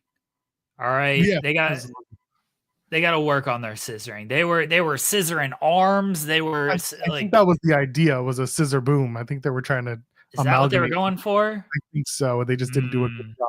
Yeah, they were trying to do a scissor boom, scissor me boomers. It doesn't really work that well. Yeah, the scissoring was a little rough there. Anthony Bowens has got to get them working on the scissoring a little bit more there. Yeah, they took our bit from the top of the show. It was definitely their first. It was definitely their first time scissoring, which first time jitters. It happens. Yeah. But once they get more practice in the scissoring, I hope it comes together a little bit better for them. But we'll forgive them for this one. But more practice, guys. More practice. It'll get there. But yeah, the opening with Riccaboni, all I could sit there thinking was they stole our bit. They cut early to them, and they were like in the ring already, like doing the boom and stuff. If you were watching the TNT feed, and then it came on. Yeah. Oh, they took our bit where they said boom after every sentence. That's not that's their bit. Let's be honest. No, that's our bit. We stole it from them. That's 100% their bit. No, it's our bit now. Now we need to think up a dance. This was fun. It was fun. It was good to see them. I mean, AJ had said that he was going to be part of Hammerstein. He wanted to be there, that he was feeling good enough that he could go. He was very visibly wearing the walking boot. But apparently they're hoping that he's out of that thing in the next couple of weeks. So, hey, that's nice. He did a segment to open the show, got to do a little pose with Ospreay before his match with Ricochet, came out later on to do the stuff with Bowens and Jericho and Learning Tree, for better or for worse. Now that ruled. Big Justice called him a jackass. It was very funny. That's true. His delivery was so good. You knew they were just like ready for it. Kid, when you see the red light on the camera pointing right at you, call him a jackass. Kid was like, got it. They know. They're good. They're television stars. They are. It was very, very good. Will Ospreay is a very happy puppy. He comes out and he's like, come here. Let's do it. 1, 2, 3, boom. And they had to catch up to him because he was so jacked up. Then Ospreay and Ricochet had a very, very, very good match on Continental Classic, Collision, Christmas, whatever you want to call it. The toilet paper for Ricochet. I thought that was funny. I thought Ospreay's reaction to it was even funnier. How he just starts dying, laughing, and crawling out to the outside and falling on his face about it. Like, he oversells it, but it's funny enough because it's Ospreay that it actually made it very funny. And then the match itself was very good. Ricochet gets the win over Ospreay, cheats himself into the victory. Good stuff. Easy peasy. What do you think of that? R.I.P. Jimmy Rave, the king of the toilet paper and prime Ring of Honor, we'll call it. That was a great match, as you would expect from these two. I like the finish, I like what they did. Here's my complaints, because I got to complain about something, right? Of course, because you hate AEW. Yeah. People, are posting the big exchange between them, which was really, really fun exchange. I'm not going to go through it move by move because my memory on it is not that great. But, it ends with the Ricochet does like the DVD and Ospreay pops up and he hits him with like the hidden blade and everything. Oh, no selling and blah, blah, blah, blah, blah. Like, I don't care about all that. Here's what I do care about. I want someone to honestly explain this to me. Like, not trolling, not like, oh, it's just a thing because it's a thing. Honestly explain this to me. Ospreay goes for the Os cutter, right? And he turns into Ricochet and eats a cutter of his own. If Ospreay is going for the Os cutter, why does he turn into Ricochet? Because that's not how you do the Os cutter. The Os cutter, jump backwards into it. There's no turning into the person because you don't land on your stomach on the Os cutter. He lands on his back. So why does he turn into him? It could have been that he saw the move, that he was going to do the move. Because normally with the Os cutter, he still looks back. Kind of like Cody does it too, right? Where he looks back to make sure that he's got him in his sights or whoever the opponent is. And when he saw that the opponent wasn't ready, he turned around to try and turn it into a dive instead. You could use that as wrestling logic for it. Okay. It's not perfect, but that's the first thing that I thought of. Okay. I can kind of buy that. Because I legitimately why would you do that in kayfabe? And look, I know we got to suspend disbelief on a lot. Yeah. Why is he running against the ropes? Like, I understand that, but I do think there are certain things that you can clean up when it comes to stuff like this. And I think it would have worked just fine if Ricochet just counters with a neck breaker. Like, what's the difference if he just counters it with a neck breaker off of it? You can still go to the same spots you were going to do, except you just do a neck breaker and you actually have a worthwhile counter, like a logical counter, I should say. I think they could have done that. That's just me. I understand, like, it's wrestling. It's, people get mad about, oh, look at this choreographed nonsense. I don't care about that. I do sometimes wish, logically, they would, because, like, another move that upsets me is Andrade's little double moonsault. Like, it looks cool and everything, but, like, why? Why is this a thing?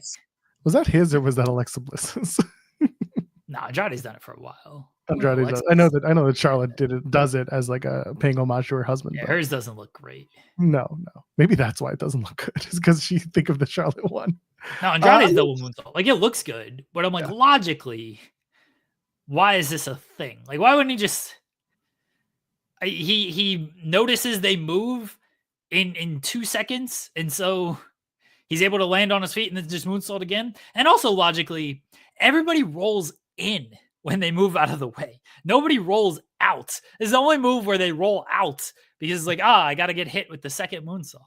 Took the move and I got to roll out. You hit me in the spot where I got to go this way. I got to go this way instead of this way. Sometimes just logically, I would like to. Alexa will do like a double knees. Right, the double knees. That's right. Yeah. Of course, Alexa Bliss Gamer would be the one to be on my neck about that one. Thank you for that. But yeah, logically, why is Ospreay like turning into the Oscutter when he never goes into the Oscutter? Like when he never turns into it, he just does the Oscutter. That's all. Otherwise, like, look, the spots were cool. I don't care about the no selling stuff. That doesn't bother me at all. I just look at it. They get fired up and then they go on. And then like after they hit their big explosion of moves, then they're both down for a little bit. But they, that part gets cut out of all the video clips. Like, we're not going to show you them being down for 30 seconds after this big explosion of moves. So otherwise, great match. Fantastic match. I thought Ricochet winning was pretty much where they were going to go because Ospreay had won, I think, everything up to this point. So, he just lost to Darby, right? He just lost to Darby. That was the thing. So yeah, but Ospreay is going to. I figured Ospreay would be in the semifinals, and he would have had to lose this match because Ricochet needed to win, and we'll see how they get there if you follow the tapings. But yeah, I thought this was a great match, as you would expect. Shelty B, Daniel Garcia. This match had a little more on it in terms of post-match shenanigans. Swerve comes out at the end after cool. Garcia won with the roll-up. It's good stuff. And yeah, that was a fun match. It wasn't too long. I think there's going to be more of these two in the future. I could definitely see a TNT title match between Garcia and Shelton Benjamin in the near future. But yeah, then you've got Mark Briscoe comes out to help out, and then Swerve shows up, dives off top rope, starting that whole thing. Bobby Lashley is also part of this. Hurt Syndicate's all part of this. We're still doing Hurt Syndicate and Swerve. Is that a World's End match, or are they going to let that kind of sit for a minute? I think that might sit because World's End is pretty much stacking up at this point. I mean, we look at this card and we've got, let's see. There's still like 20 more matches for them to add. There's 8. Yeah, you got the 2 semifinals for the Continental Classic, then the final for the Continental Classic. Yeah. And then the 4-way for the world title, the Diamond Ring match, the MJF and Cole, Mariah May Thunder Rosa from the Street Fight, Takeshita and Hobbs, and Mercedes and Chris Statlander. You might get Private Party and Action and Leo because Action and Leo earned a title shot. And that's right. They're going to do that match at some point. They might, if they don't do it on this show, they'll do it at Fight for the Fallen because I don't think anyone's on Wrestle Dynasty. Is Leo? I don't think so. No. So they might just do it there because it's a big title match. I thought Swerve and Lashley might be Fight for the Fallen because they don't have any, like they've got FTR and likely Copeland's return. I don't know if that's a match against the Death Riders. Like they just said, we're going to come for a fight and we're not coming alone. I don't know if that's like an actual match or what it's going to be. Sounds like it should be a confrontation because they haven't made a match out of it. It feels like you need a big kind of singles match for that show, and Lashley Swerve rematch would fit the bill there. I think 8 matches for World's End is, and then of course you got all the stuff on the pre-show, but like that's pretty good. The Continental Classic matches are gonna get time because I don't think there's no time limit for not too much time. The finals have no time limit. I think the semis have 20. Like, do they? So what? If they both win, they just go on to the final. Like they might just do like a OT, like a sudden death. Well, no, they might just do sudden death. Maybe give it a little extra time, but I'm pretty sure that they're still adhering to the 20 minutes. All right. Traditionally.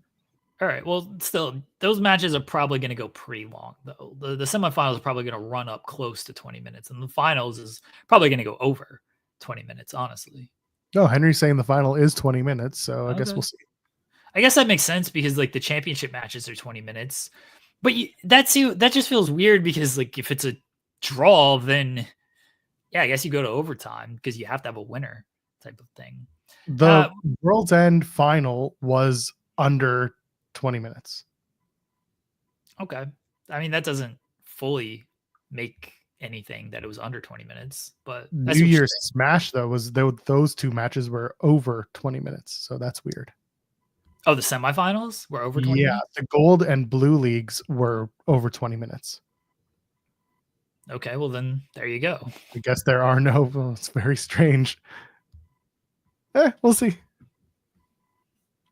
Yeah. Regardless, I think they're all going to get a lot of time. Like I think an 8-match card is good because you're going to get time for a lot of stuff. I don't know if you need to add Swerve and Lashley to this card. Swerve's got to get some wins up. I guess he destroyed Max Caster. You know, he's a big old loser on pay-per-view. Yeah, I don't know. There's no multi-man matches on this show. No multi-tag. Yes. Well, that's what I'm kind of saying is that I feel like if they'll add one more match and it'll be a multi-person match, like a tag. Well, they did the Continental Classic All-Star match last year. It becomes a little bit more difficult this year because 2 people are wrestling in the semifinal. 4 overall are wrestling in the semifinals before the finals, but you can still have the other people who are not in the semifinals still do a multi-man tag team match. So I imagine that'll get added because they did it last year. They always add some type of multi-man matches to these shows. So I think we'll get that this year as well. And then probably Tony Storm and Deanna in the buy-in. No. Oh, buy-in. Sure. No, because they're going to do Taya. Yeah. Tony. So I feel like they're not putting that on the main card. No, they'll do it on the buy-in. And they might even do the All-Star tag on the buy-in as well. I don't know.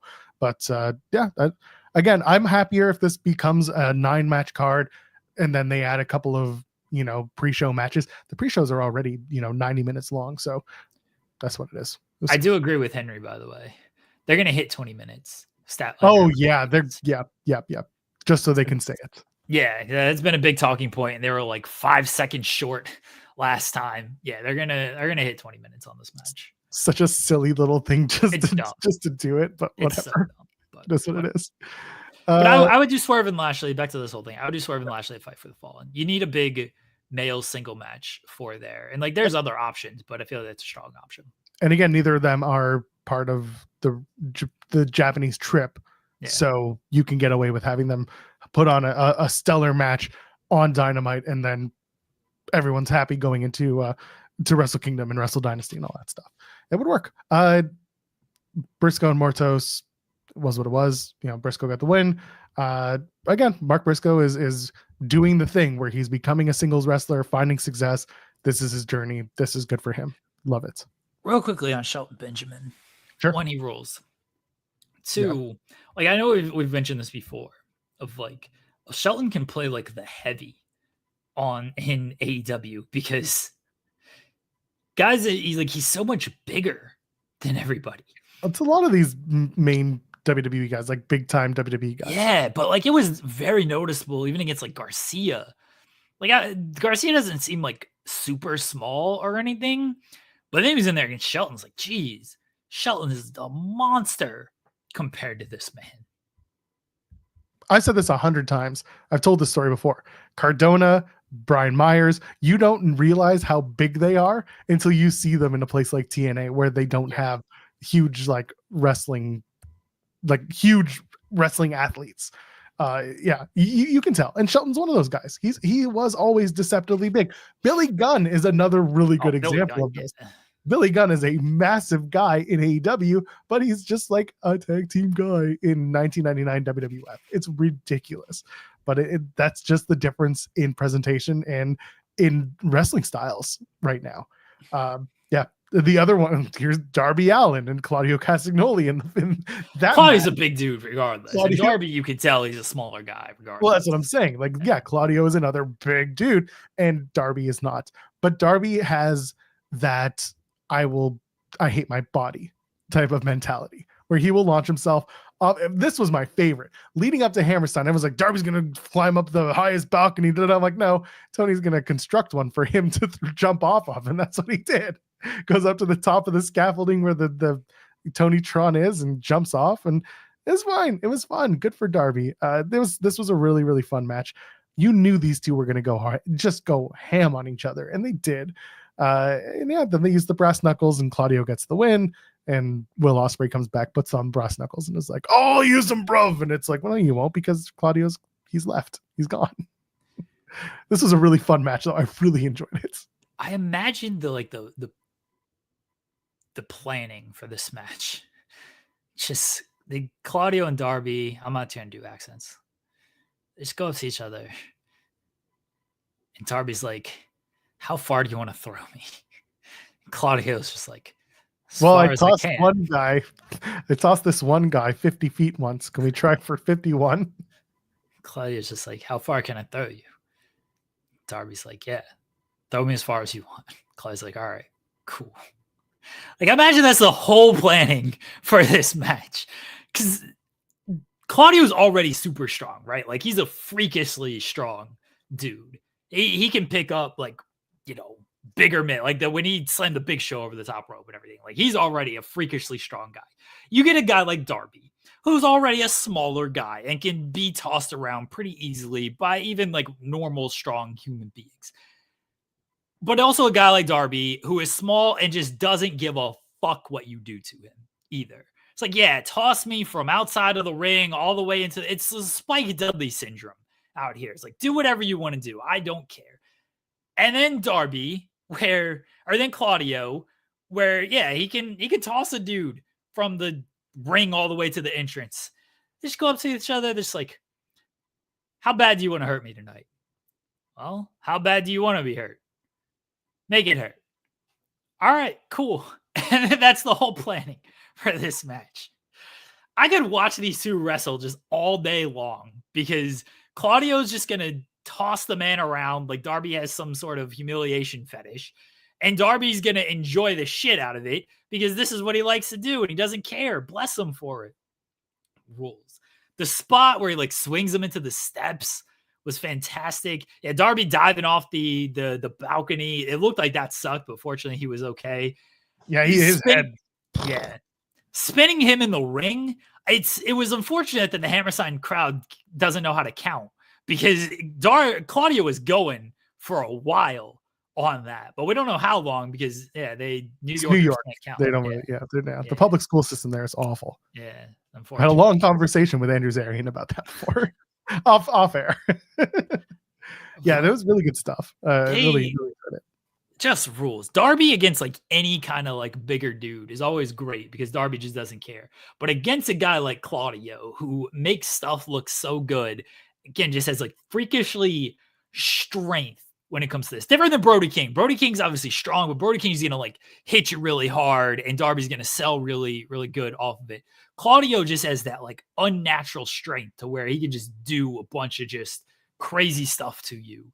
And it's going to look great when it's Darby, who just doesn't care. You also expect it from Brody because he's physically bigger. Right. Like, Claudio's a big dude, but he's like, yeah, he's a freak of nature. He's defined.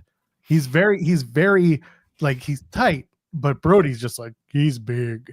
So you can tell what you're expecting with Brody, but when Claudio does it, you're like, oh shit, he's strong. You kind of laugh about it because it's so uncomfortable. Oh man. Going back to the Costco guys, because then we'll do that, and then we'll talk about the last thing that we need to talk about from Collision. But they come out, and Jericho does his stupid whatever, and then it all leads to Anthony Bowens coming out. And by the way, this is how tired and confused I was. I was like, why is Max Caster coming out here? And then I realized, oh no, the other guys. Like, why is Max Caster getting cheered? And then I realized, okay, it's Anthony Bowens. Okay, I get it. And it looks like we're gonna do Bowens and Jericho.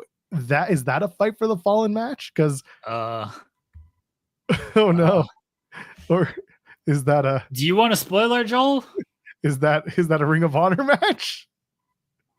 Worse. Oh no, is it a World's End match? Worse. Is that this week on Dynamite match? Worse. Is it tonight on this show? There's a show that's not going to exist in 2025. No, it's well, hey, the first Rampage had a title change, so I can be optimistic.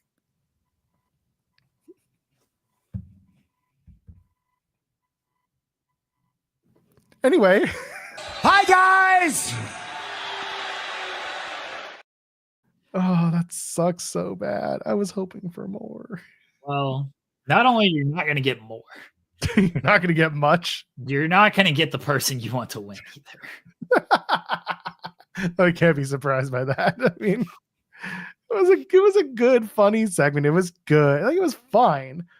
Oh man, I shouldn't be surprised at all. I was hoping they'd do something with Bowens and then have Caster just do a thing.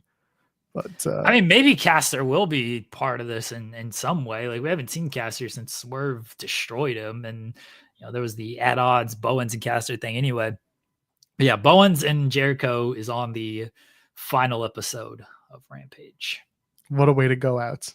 Chris Jericho's got to get it. He's part of Rampage since the beginning, so he's got to be on the final episode. He's gonna get on commentary and scream at us while he's doing his match. Probably. Speaking of screaming, MJF decided that he wanted to go after Adam Cole again. Do it. He's yelling about all the other shit. Adam Cole getting the LOL, your girlfriend's a Nepo hire was fantastic, though. I like this segment. It was about look, compared to the rest of this feud. I know, low bar. It was the same as Friday's conversation about Wednesday's promo. It's the same shit. It's just these two are trading barbs about who's done what stupid shit. Like, it's just end it. Just do the match. Get it over with. It's not gonna end. The Kingdom's gonna turn on Adam Cole. Kingdom's gonna turn on Adam Cole. I know. I'm aware. I've been saying this. Just get it over with. Just end it now. Need more of it. Oh, God. Like, they're trying. Bless them. They're trying. Yes, people are saying just do the pay-per-view match and end it. And I agree. The pay-per-view match, it should end. It should just be they're doing all their stuff, whatever.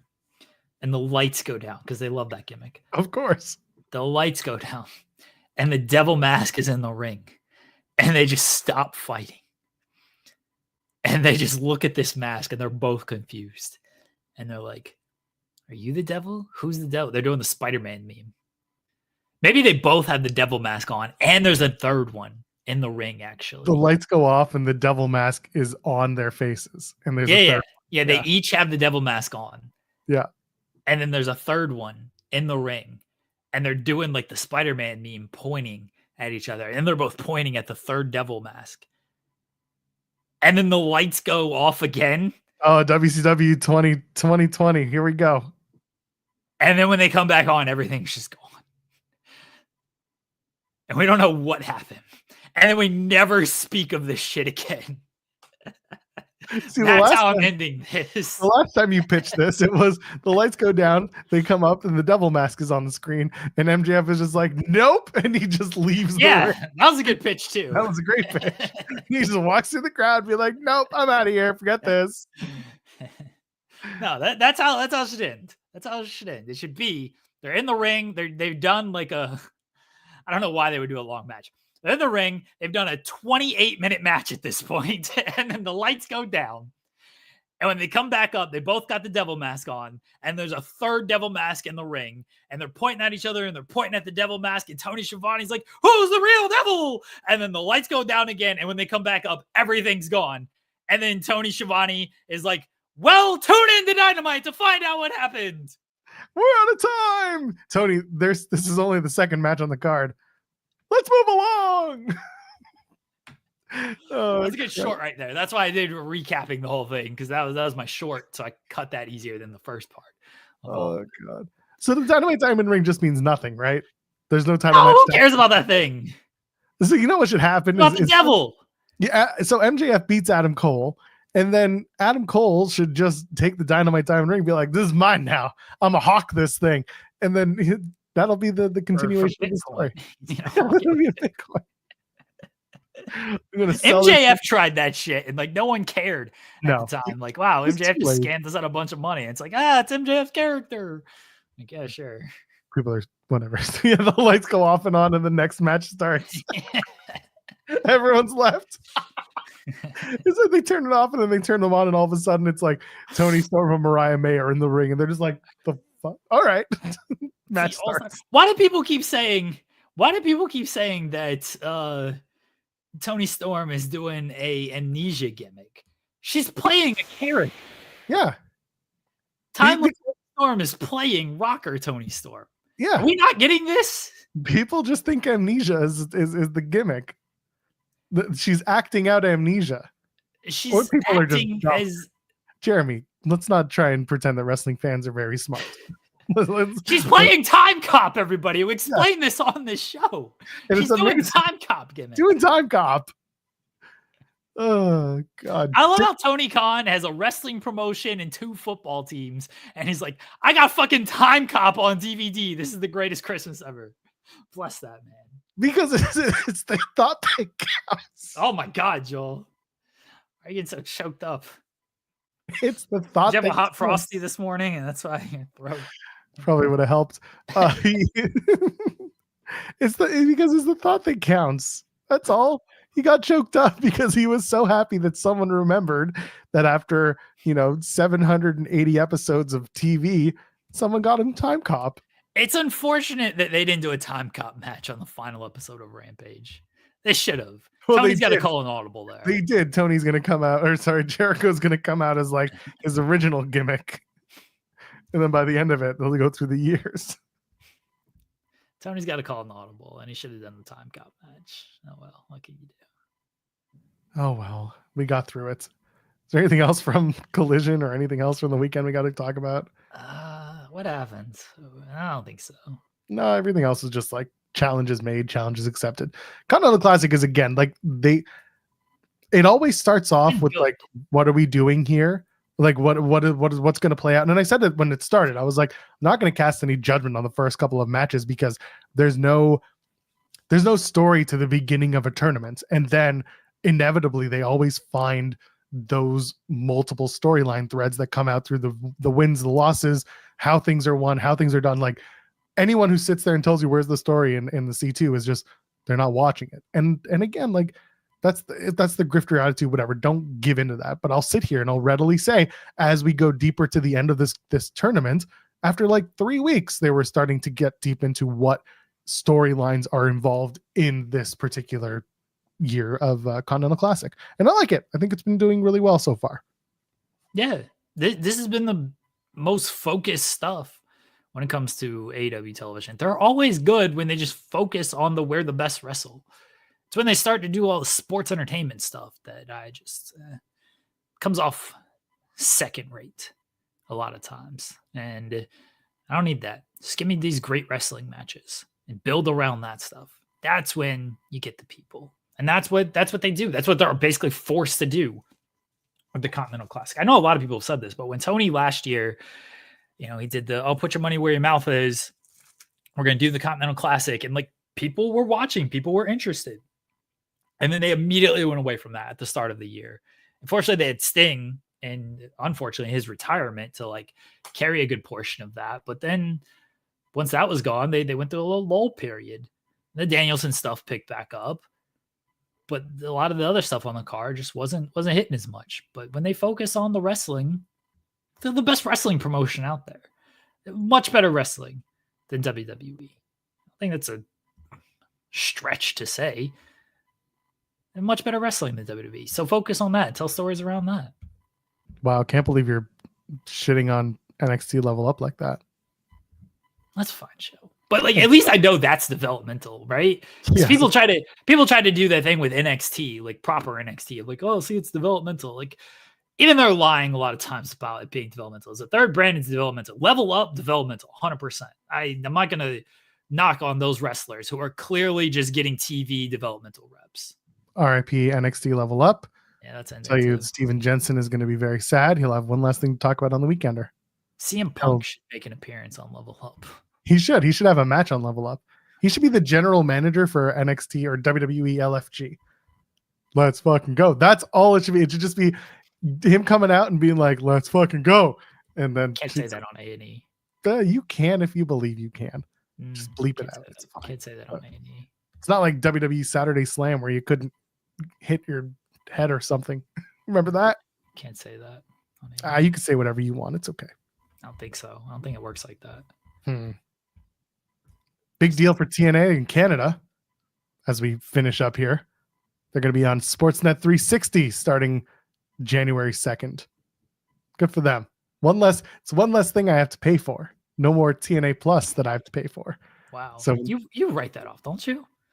TNA Plus, I did. Yeah, I did. Okay. It's the other stuff that I don't like. I don't write off my Triller or my Sportsnet. I've never talked to Sean about writing off my Netflix or anything. Now it'll be Netflix. Because like technically we can talk because we talk about it on this show. Right. So like I'm like, do I do that? Because I cover TNA. Like TNA's my beat. I can get away with being like I gotta pay for the TNA stuff. But like for Netflix and for Triller, like my Triller's only $5 because I use a VPN. So like I don't know. I don't know what I should or shouldn't be doing anymore. I don't know if Fight Network's dead in the chat. I don't. But 360 is a better channel allegedly. It's how I used to watch. I don't even watch cable. You know why? You know why this is going to be good for me is because my parents, my mom still has Sportsnet. So I can just use their login and watch it on my computer. Wow. That's it. Wow. So good for TNA in Canada, I guess. Anything else you want to talk about? No. Wonderful. Glad we did this. We're back tomorrow. Holiday stream. FMCIT dub. Get ready for that. We're gonna do a holiday something. I'll be around. Jeremy will be here. SP3 will be here. Share Delaware. We didn't preview Raw, Joel. Monday Night Raw is tonight. Nothing Spoiler else. alert. It's been taped already. Dexter Lumis and The Miz has been announced, and a sit down with Seth Rollins. Those are the only announced stuff. So, sure. There you go. Get ready for that and Maximum Carnage. Maximum Carnage. Yeah, Hilarious. Sure. I hope they get sued for that name. Or that they find a way to do. Well, because Maximum Carnage was that Nintendo game. Oh, they're I know. I'm just joking. I don't want anyone to get sued. Bro, Chris Jericho coming out to Frank Sinatra. Hilarious. That was the best part of the match. Why did nobody ask Tony how much that cost? Someone did ask Tony. Are you kidding me? Did? I missed that then. What did he say? Too much? Oof. All right.